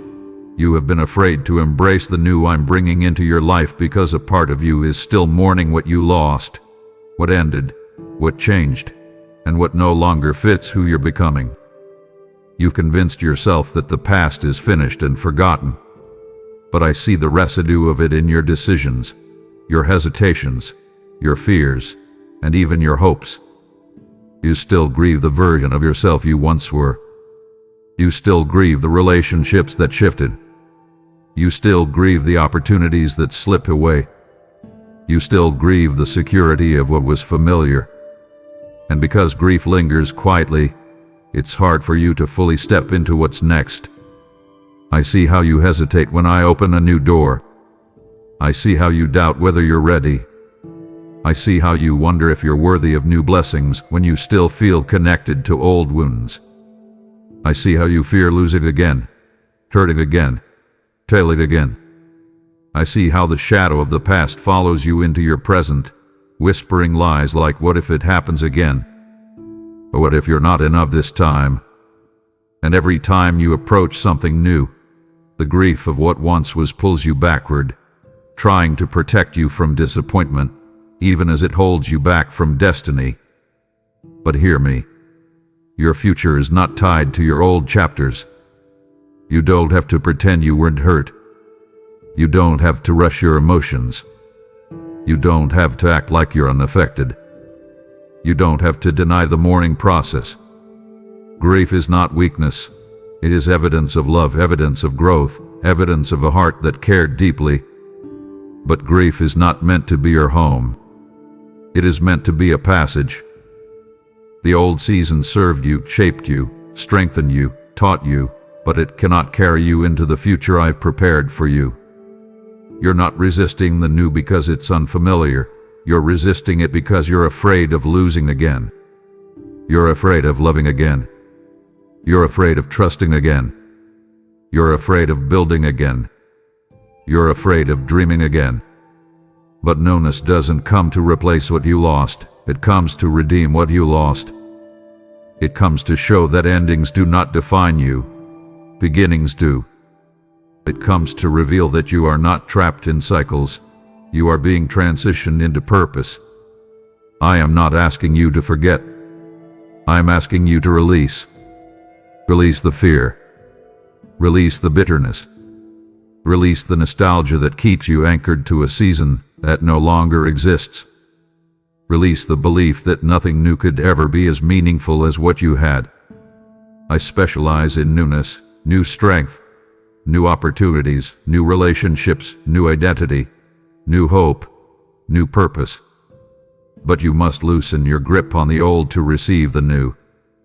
Step forward, not because you feel ready, but because I am ready to lead you. Your new season does not dishonor your old one. It fulfills it. Let the past rest. Let the new rise. I am walking with you into a chapter that will heal what the last one broke. Listen with a heart ready for freedom, because this truth has the power to break chains you've worn for years. You have been carrying guilt, heavy, quiet, persistent guilt, for things I forgave long ago, and the weight you drag behind you is no longer yours to carry. You apologize over and over in your mind. You replay mistakes as if punishment will purify you. You hold yourself to standards I never demanded. You punish yourself with self-criticism, shame, regret, and internal dialogue that is far harsher than my voice ever was. You've convinced yourself that carrying guilt is being responsible, being repentant, being humble. But guilt that lingers after forgiveness is not humility, it is bondage. I see how you lie awake thinking about the past. I see how memories feel like accusations.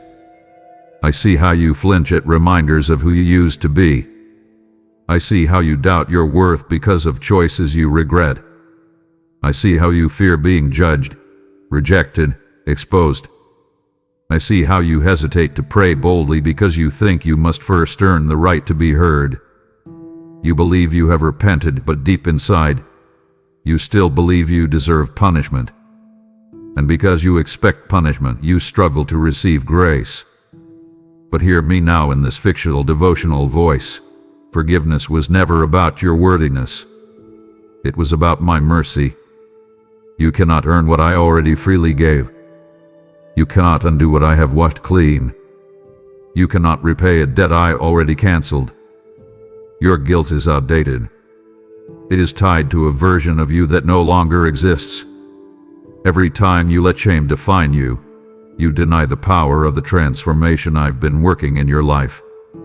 You tell yourself, I should have known better, but growth is a journey. You tell yourself, I ruined everything, but redemption restores more than you lost. You tell yourself, it's too late, but I specialize in new beginnings. You tell yourself, I'm unworthy, but I call you mine. You don't realize this. Guilt muffles my voice. Shame creates distance that I never intended. Regret blinds you to grace that is standing right in front of you. You think remembering your mistakes will prevent future ones, but holding on to guilt only weakens you. Strength comes from forgiveness, not from fear. Release it. Release the guilt that grips your heart. Release the shame that whispers lies. Release the remorse that has become your identity. Release the belief that you don't deserve joy or freedom. When I forgave you, I didn't do it halfway. I didn't keep a record to revisit later. I didn't leave an asterisk next to your name. I forgave fully, completely, eternally. The only one still carrying the burden is you. Lay it down. Let your heart breathe again. You are free. Walk like someone who finally believes it. Hear me with renewed clarity, because this insight will give you peace in places where you've been wrestling. You keep doubting the path you're on, not because it's wrong, but because you're judging it too early, before the fruit has had time to grow, before the purpose has unfolded, before my plan has matured. You look at this moment and assume it tells the whole story. You look at the challenges and assume they are failures. You look at the delays and assume they are signs to quit. You look at the uncertainty and assume it means the direction is flawed. But you forget that every journey has a beginning that looks nothing like the destination. I see how you panic when things don't unfold quickly. I see how you question yourself when progress feels slow. I see how you fear you've misheard me when obstacles arise. I see how you interpret every inconvenience as a warning sign. You expect the path to be smooth if it's right, but right paths often begin rocky, challenging, unclear, stretching, refining. You're not experiencing the wrong journey, you're experiencing the early stages of the right one. You judge your steps before they've matured. You judge the process before it's complete. You judge my timing before it makes sense. You judge your growth before it blossoms. You judge the season while it is still planting, not harvesting. But hear me, beginnings always look messy. Soil looks like dirt before it becomes growth. Construction looks chaotic before it becomes structure. Healing looks painful before it becomes wholeness. Obedience looks uncertain before it becomes clarity. The path you're on is not failing. You are simply in the unfamiliar middle. And the middle always tests your faith more than the beginning or the end. Stop doubting every discomfort. Stop assuming every challenge is a sign to turn back. Stop expecting immediate confirmation. Stop interpreting confusion as misdirection. Faith isn't proven when the path is easy. It's proven when the path is unclear, but you keep walking anyway. You ask me for signs, but signs don't build strength. Trust does. You ask me for guarantees, but guarantees don't build courage. Risk does. You ask me for certainty, but certainty doesn't build faith. Obedience does. You're not losing your way. You're learning it. You're not behind. You're becoming. You're not failing. You're forming. I am not rushing you through the process, because what I'm building inside you is bigger than what you can see. One day this path will make sense. One day the dots will connect. One day the purpose will be undeniable. But for now, walk with me, not with fear, not with suspicion, not with self-doubt. Walk with trust. The story is still being written. Don't judge the masterpiece before the brushstrokes are finished. Listen with full honesty now, because this truth reaches into the very storm inside you. You have been fighting battles in your mind, silent battles, relentless battles, exhausting battles that were never meant to be fought alone, and the weight of them has been draining your strength more than any circumstance around you. You've grown so used to carrying internal conflict that you hardly realize how heavy it has become. You wrestle with thoughts that accuse you, fears that haunt you, doubts that nag you, guilt that lingers. and anxieties that tighten your chest. You battle scenarios that never happened, the opinions of people who aren't thinking about you, and the shadows of hurts that resurfaced when you least expected them. And through it all, you keep trying to manage the chaos yourself, quietly, privately, silently. I see how your mind races at night. I see how you rehearse conversations, imagining every possible outcome. I see how you anticipate disappointment before joy even has a chance to appear. I see how you try to prepare for pain by overthinking every detail. I see how you try to protect yourself by staying alert to every possibility of harm. But you're not protecting yourself. You're exhausting yourself. You've mistaken vigilance for wisdom. You've mistaken fear for intuition. You've mistaken anxiety for caution. And instead of bringing the mental battles to me, you assume the responsibility of defeating them on your own. But hear me in this fictional voice of love. Your mind was never designed to be your battlefield. It was designed to be the place my peace rests. You keep trying to think your way out of fear, but fear cannot be outthought. It must be surrendered. You keep trying to solve what only my presence can quiet. You keep trying to strategize what only my strength can overcome. You've prayed for peace, but you haven't released the war. You've prayed for clarity, but you haven't laid down the confusion. You've prayed for rest, but you haven't stopped fighting. Bring me your thoughts, not the polished ones, not the rehearsed ones, not the ones you think I want to hear. The real ones. The ones that scare you. The ones that bother you. The ones that keep you awake. The ones that make you feel vulnerable. The ones that make you feel weak. The ones that expose the fears buried inside your heart. I can handle the thoughts you're afraid to admit. You're not losing your mind. You're losing strength because you're fighting alone. But I am not asking you to win the battle. I'm asking you to invite me into it. When you let me step into the war zone of your mind, fear loses its voice. Anxiety loses its grip. Doubt loses its influence. Peace is not something you create.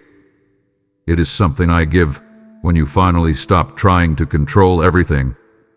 You were never meant to battle alone. Let me quiet your thoughts. Let me fight for your mind. Let me bring rest where there has only been unrest. You are not alone, not in your circumstances, and not in your thoughts. Bring me the battle, and I will bring you peace. Hear me with gentleness now, because this truth lifts shame you've been carrying.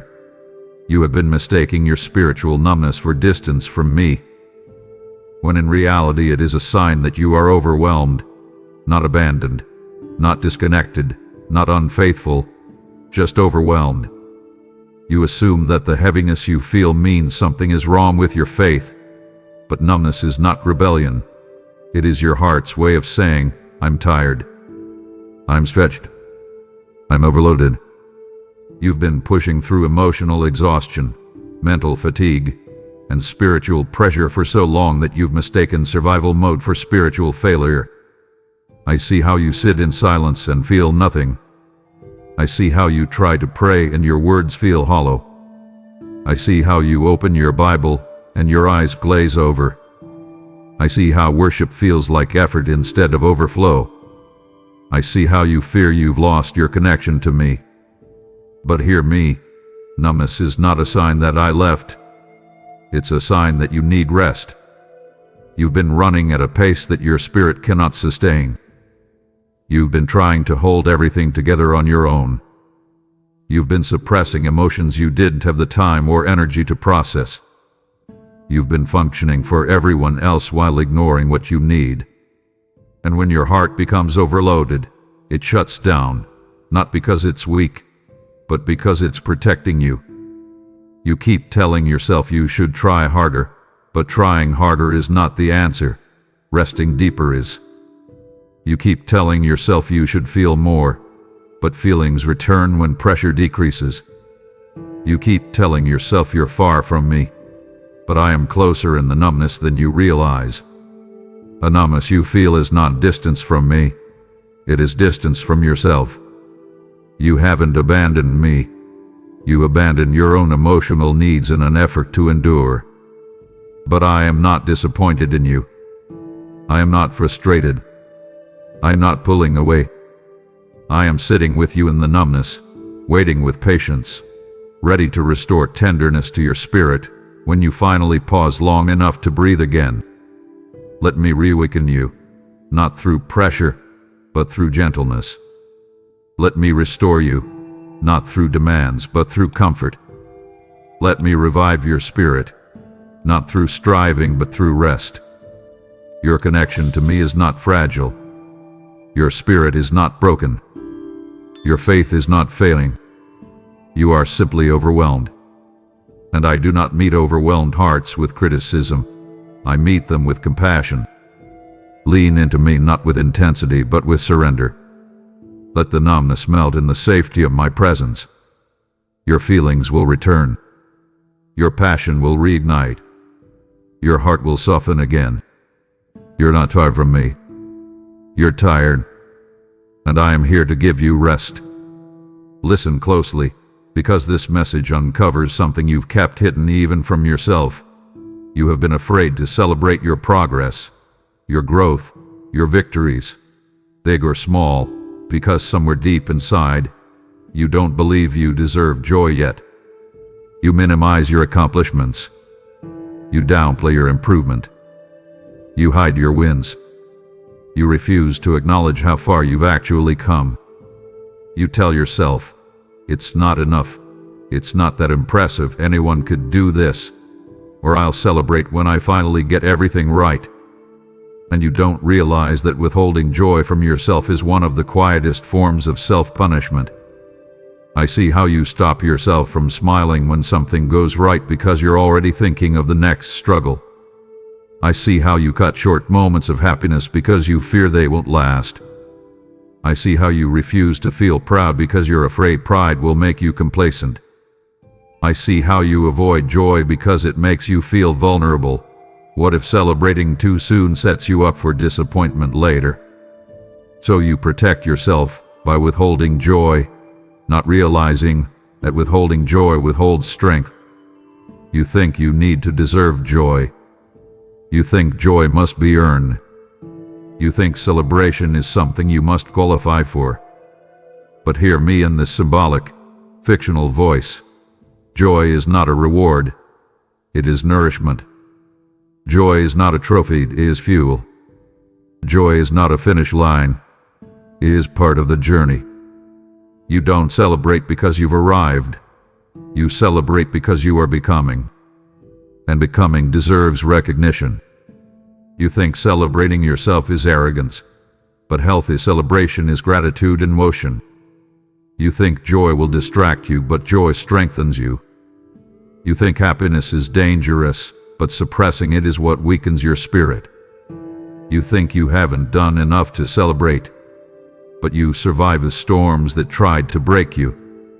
You've grown in ways you no longer give yourself credit for. You've healed in places you haven't acknowledged. You've matured through battles no one knows about but me. Why do you celebrate others but withhold celebration from yourself? Why do you uplift others but critique yourself? Why do you praise others' growth but belittle your own? What I see in you is worth celebrating. Not because you've reached perfection, but because you've persevered. Not because you've won every battle, but because you continue fighting. Not because you've done everything right, but because you've allowed yourself to evolve. Celebration doesn't make you prideful. It makes you whole. It teaches your heart to recognize grace. It teaches your spirit to honor the journey. It teaches your soul to breathe again. Allow yourself to feel joy without fear. Allow yourself to smile without guilt. Allow yourself to acknowledge growth without shame. Joy is not dangerous. Joy is not premature. Joy is not undeserved. Joy is healing. and you need it more than you realize. Listen with a heart willing to be honest, because this truth is tender and transforming. You have been trying to control outcomes that can only be unlocked through surrender, and the tighter you hold on, the heavier everything becomes. You keep adjusting, planning, preparing, overthinking, monitoring every detail, every possibility, every risk, every angle, hoping that if you can anticipate enough, control enough, protect enough, predict enough, you can ensure the outcome your heart longs for. But in doing so, you've placed yourself under pressure you were never meant to carry. You think your effort determines your destiny, but hear me. Symbolically, devotionally, you cannot force what can only flow. You cannot manufacture what must be revealed. You cannot push open what must be given. You cannot control what must be entrusted. I see how deeply you want things to work out. I see the longing behind your decisions. I see the fear that if you loosen your grip, everything will fall apart. I see how you believe that surrender is unsafe, that letting go means losing, that trust means risking heartbreak. You fear surrender because you've been hurt before, by people, by circumstances, by disappointments that taught you that if you don't take control, no one else will. But I am not no one else. I am the one who holds the outcomes you're trying so hard to control.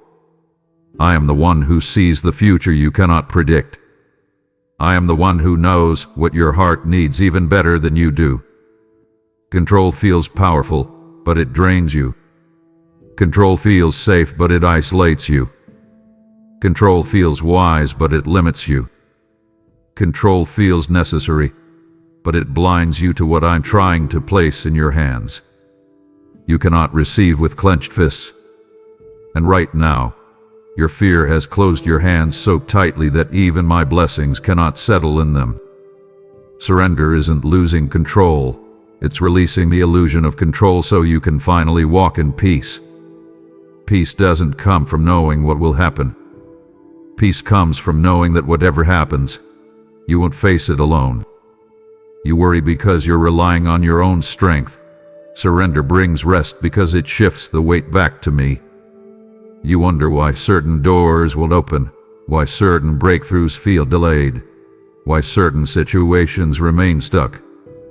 But some things remain locked until your heart releases the need to control every detail.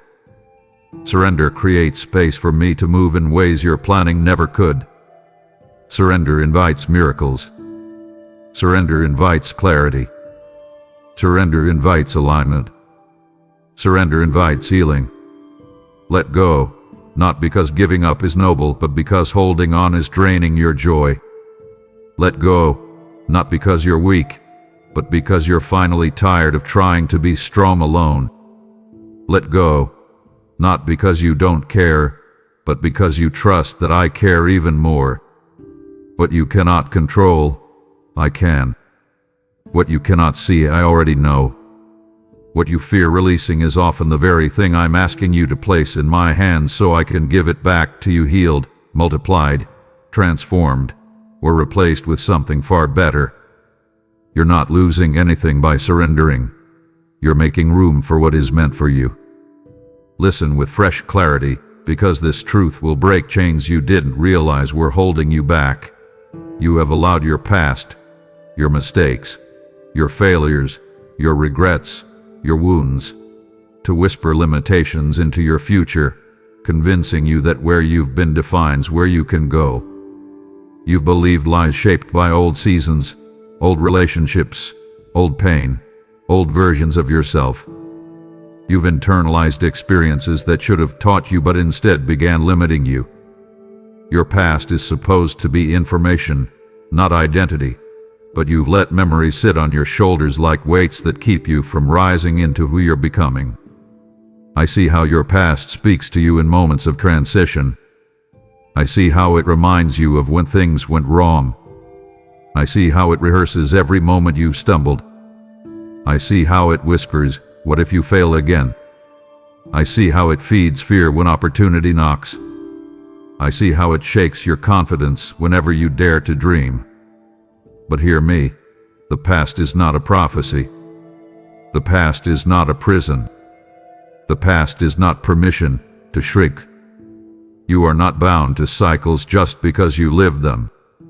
You are not defined by mistakes just because you made them. You are not disqualified by pain just because it marked you. You are not the same person you were in the moments that haunt you. You have grown. You have healed. You have evolved. You have learned. And I have been shaping you through every season, even the ones you wish you could erase. The enemy loves to weaponize your past because he knows your future terrifies him. He brings up your failures to keep you from trying again.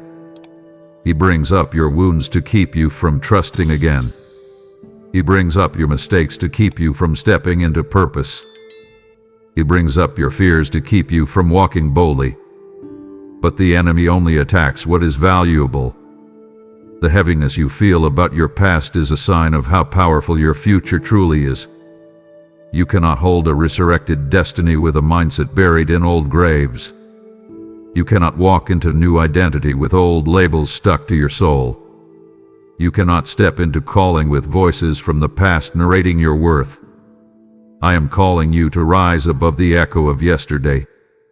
I am calling you to speak truth over yourself that contradicts every lie your past ever told you. I am calling you to rewrite the narrative that shame tried to tattoo onto your identity. You are not who you were, you are who you are becoming. And who you are becoming is strong, courageous, intentional, wiser, healed, chosen, and undeniably called. Your future is bigger than your past because I am the author of your future, not your mistakes, not your fears, not your failures, not your history. Stop letting yesterday whisper limits into a tomorrow I've already blessed. Hear me with boldness, because this truth uncovers the reason you've been feeling stuck. You have been waiting for perfect conditions, perfect timing, perfect clarity, perfect confidence, perfect circumstances, when all I ever asked for was willingness. You've convinced yourself that you need more preparation before you begin. You've convinced yourself that you need more certainty before you move. You've convinced yourself that you need more resources, more support, more strength, more perfection before you step into the very thing I've been nudging you toward. But hear me in this symbolic, devotional voice. Perfection was never the prerequisite. Obedience was. Willingness was. The trust was. You're holding yourself to a standard I never set. You're demanding flawless readiness when I only asked for a heart that says, yes, even if I'm afraid. Yes, even if I don't feel fully prepared. Yes, even if I can't see the whole path. I see how you hesitate because you fear failing. I see how you overthink because you fear being misunderstood. I see how you delay because you fear missing something important. I see how you wait because you're afraid of making the wrong decision. I see how you elevate timing to avoid confronting fear. But waiting for perfect removes the need for faith. And I'm not calling you to walk by sight. I'm calling you to walk by trust. Movement brings clarity, not the other way around. You want direction before taking a step, but often direction comes because you took the step. You don't need perfect conditions, you need courage. You don't need every answer. You need willingness. You don't need to feel ready. You need to begin. You don't need to have it all figured out. You need to trust that I do. The moments you feel least prepared are often the moments I've prepared you the most. The obstacles you fear will crush you are often the places where your strength will be built. The uncertainty you avoid is often the doorway to your breakthrough. You think starting small is failure. Starting small is holy. You think stepping afraid is weakness. Stepping afraid is faith. You think moving without clarity is dangerous. Moving without obedience is what truly limits you. I am not asking you to leap into chaos. I am asking you to lean into trust. I am not asking you to be perfect. I am asking you to be willing. Willing to go. Willing to try. Willing to obey. Willing to believe. Willing to take one step, then another, then another. Every great calling is built on imperfect moments of obedience. Every breakthrough begins with willingness. Every destiny is unlocked by a step taken before the fear disappears. You are ready, not because you feel ready, but because I have been preparing you quietly, deeply, faithfully. Stop waiting for perfection. Start moving in willingness. I will meet you on the path. Listen closely, because this truth breaks the lie that has held you back more times than you realize. You've been expecting strength to appear before you move, when in reality strength is something you discover while you move. One step, one act of courage, one moment of trust at a time. You keep waiting to feel powerful before you begin. You keep waiting to feel confident before you say yes. You keep waiting to feel qualified before you step out. You keep waiting for fear to disappear before you act in faith. But hear me. Symbolically, tenderly, strength is not a prerequisite for movement. It is a result of movement. You assume people who walk boldly are fearless, but courage is formed in the presence of fear, not the absence of it. You assume people who step into purpose feel ready, but readiness grows through action, not through waiting. You assume people who follow my nudges feel spiritually charged every moment, but obedience often begins in uncertainty, in trembling, in deep breaths taken before the first step. You don't feel strong because you haven't given strength the chance to meet you on the path. I see how you hesitate because you fear you will crumble under pressure. I see how you delay because you fear you will make the wrong choice. I see how you wait because you fear disappointing yourself or others. I see how you hold back because you're convinced you need more preparation. But deep inside, you already sense the pull, the nudge, the whisper, the holy tension that tells you it's time. Strength does not drop from the sky. Strength rises from within you each time you decide to trust me over your fears. You keep asking me for more courage, but I've already placed courage inside you. It simply activates when you move. You keep asking me for more confidence, but confidence grows through expression, not contemplation. You keep asking me for more clarity, but clarity comes to those who dare to step into the unknown with faith. Stop disqualifying yourself because you feel afraid. Stop assuming fear means stop. Stop believing weakness means wait. Stop thinking uncertainty means you're not ready. I do my greatest strengthening work in motion, not in stagnation. When you take the first step, fear loosens its grip. When you take the second step, courage begins to rise. When you take the third step, clarity sharpens. When you take the fourth step, you begin to see you were never walking alone. You've mistaken the absence of confidence for the absence of calling, but they are not the same. Calling is established in eternity. Confidence is developed in the journey. You are stronger than you think, braver than you feel, and more prepared than you realize. I've already equipped you with everything required for the season I am leading you into. Strength is not waiting on you, you are waiting on strength. Move first.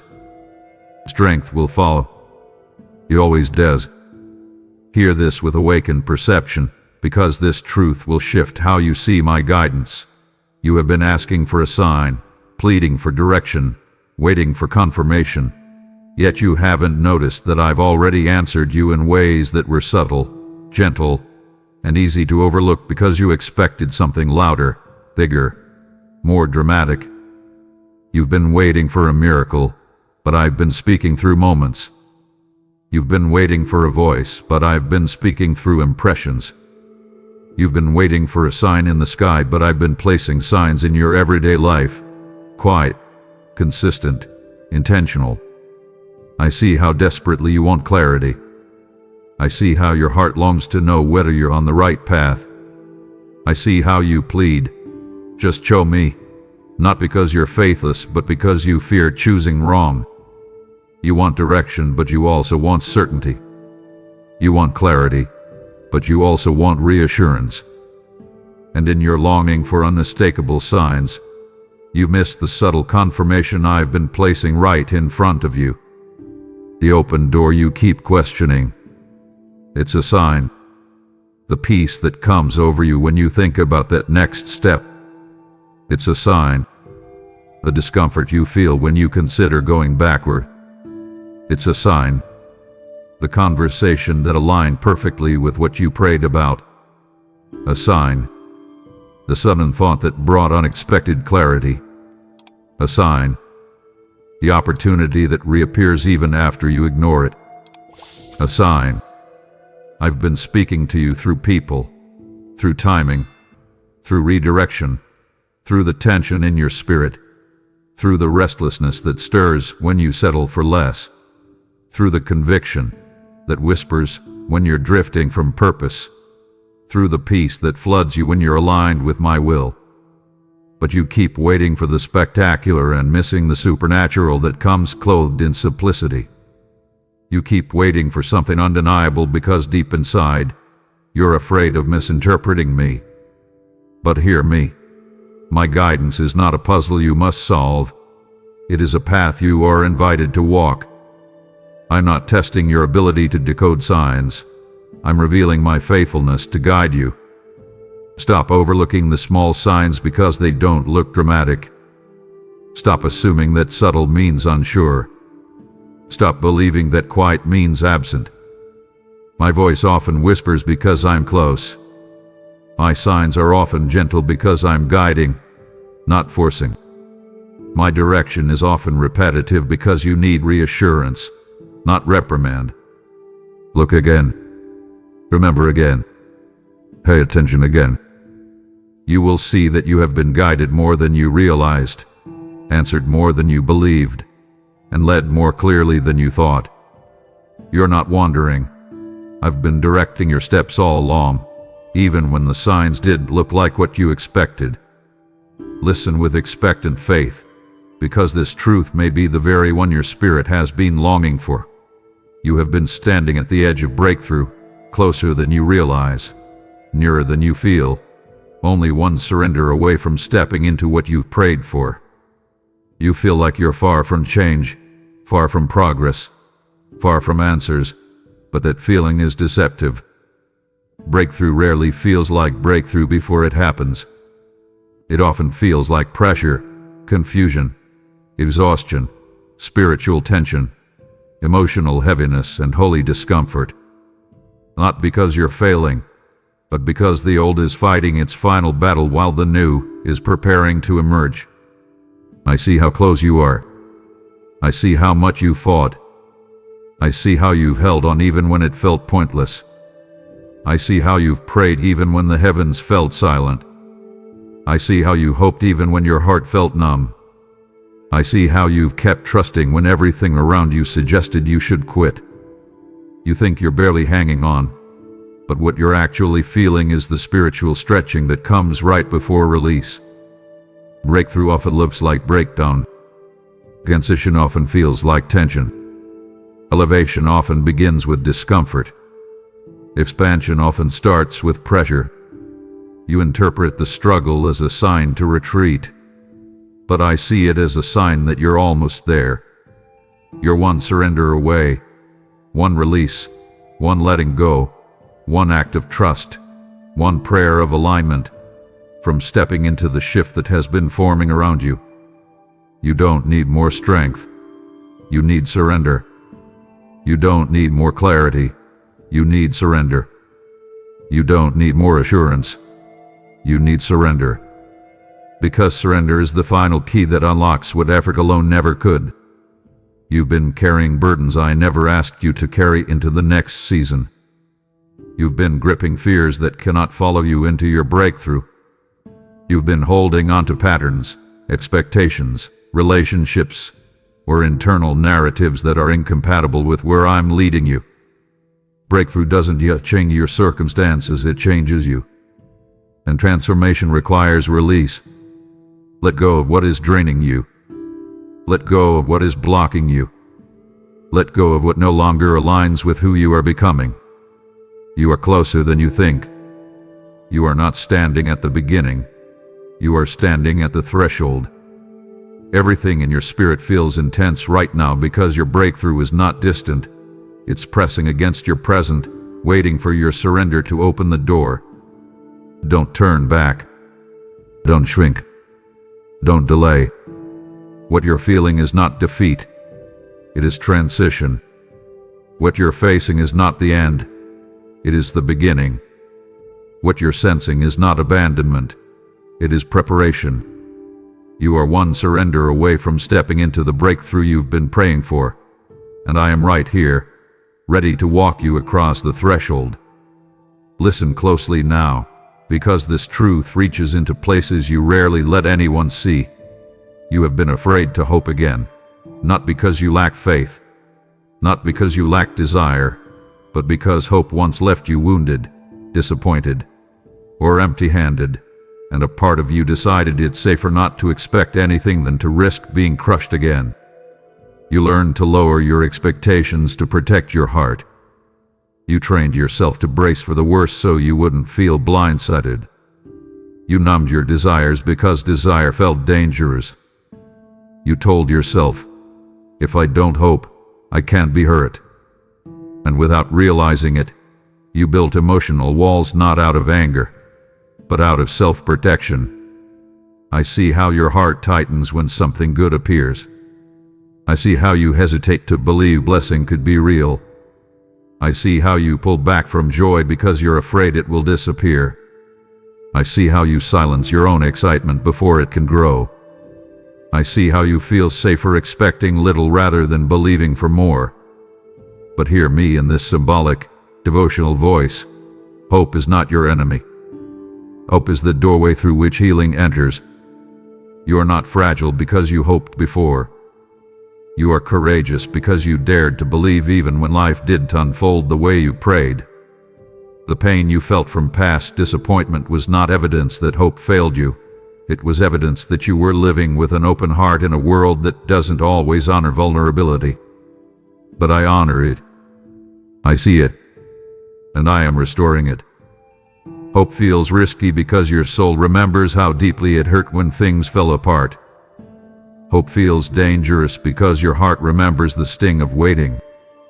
Hope feels painful because your memory holds on to unanswered prayers.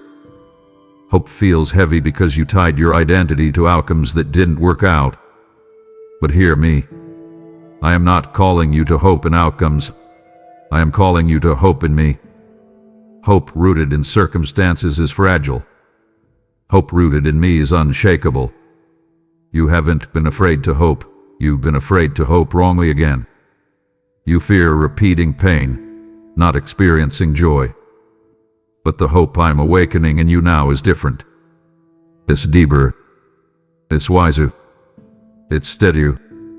It's healing, not harming. It doesn't demand immediate fulfillment. It doesn't crumble in delays. It doesn't depend on everything going perfectly. It rests in me, not in outcomes. And hope placed in me does not break. It sustains. You are allowed to hope again. You are allowed to believe again. You are allowed to open your heart again. You are allowed to dream again. Your past disappointments are not predictors of your future. Let your heart breathe again. Hope is not a trap. It is a lifeline. It is the spark that lifts you out of survival and back into purpose. You will not be destroyed by hope. You will be resurrected by it. Hear this with gentleness, because it touches the very depths of your exhaustion. You have been carrying a weight of responsibility that doesn't belong entirely to you. Emotional responsibility, relational responsibility, spiritual responsibility, even responsibility for outcomes you cannot control. and the heaviness you feel is not from weakness but from taking on burdens that were never yours to shoulder alone. You had a good heart. You care deeply. You want to fix things, protect people, prevent pain, make everything right. But somewhere along the way, you started carrying the weight of being the strong one, the dependable one, the rescuer, the one who keeps everything together. I see how you feel guilty when others struggle, even if their struggle isn't your fault. I see how you blame yourself for things no one could have prevented. I see how you feel responsible for everyone's emotional climate. I see how you try to hold peace for others even when your own heart is breaking. I see how you absorb pressure silently because you don't want to burden anyone. You've mistaken compassion for ownership. You've mistaken empathy for obligation. You've mistaken care for control. You've mistaken love for self-sacrifice that costs you your well-being. Hear me. You are not responsible for everyone's healing. You are not responsible for everyone's choices. You are not responsible for managing everyone's reactions. You are not responsible for carrying pain that was never meant to rest on your shoulders. You have taken on burdens out of love, but love doesn't require self-destruction. Love without boundaries becomes bondage. You feel overwhelmed not because you are incapable, but because you are carrying too many things that were meant to be shared. You were created to bear burdens, with me, not instead of me. I did not form you to live as the sole stabilizer for others. You are not the savior. You are not the fixer. You are not the one who must hold everything together. That role is too heavy for any human heart, and it was never meant to be yours. Let me carry what is crushing you. Let me hold what you cannot understand. Let me take responsibility for the hearts you love. Let me guide the outcomes you've been worrying about. You are allowed to set things down without feeling like you failed. You are allowed to rest without feeling guilty. You are allowed to say no without feeling selfish. You are allowed to breathe without feeling like you're letting people down. Release the responsibility that was never yours. I will hold what you cannot. I will take what you're tired of carrying. I will cover what you cannot fix. You've done enough. Rest now, not because the world is perfect, but because you were never meant to carry it alone. Listen with courage now, because this truth will shift your entire perspective of what has been withheld. You have been standing in front of closed doors, grieving what didn't work, questioning what you lost, wondering why access was denied. But those doors are closed not because you've been rejected, but because what awaits ahead is far greater than what you thought you needed. You've been staring at the no so long that you haven't realized it is protection. You've been mourning the door that shut, not understanding that what's behind that door no longer aligns with who you are becoming. You've been feeling abandoned, not realizing you are being redirected. I see how you press your hands against the door that won't open. I see how you replay what could have been. I see how you blame yourself for what didn't unfold. I see how you question whether you miss your chance. I see how you fear that something better won't come. But hear me in this symbolic voice. Closed doors are not punishments. They are mercy. Closed doors are not failure. They are guidance. Closed doors are not loss. They are divine rerouting. Closed doors are not signs of unworthiness. They are signs of purpose. I know the future that you cannot see. I know the paths that would drain you. I know the relationships that would stunt you. I know the opportunities that would limit you. I know the environments that would derail your growth. You cry over what was denied, but you have no idea what you were saved from. You think you lost something valuable, but what I protected you from would have cost you more than you know. You think the closed door means you're being delayed, but it means you're being positioned. You think no is the end, but it is the beginning of the right path. You think you're stuck, but you're actually being aligned. You are not meant to stay at the threshold of yesterday. The future I am leading you into is not behind you. It is ahead. There are doors that will open easily, naturally, beautifully, not because you forced them, but because they were designed for you. Doors where your gifts will flourish. Doors where your peace will thrive. Doors where your joy will expand.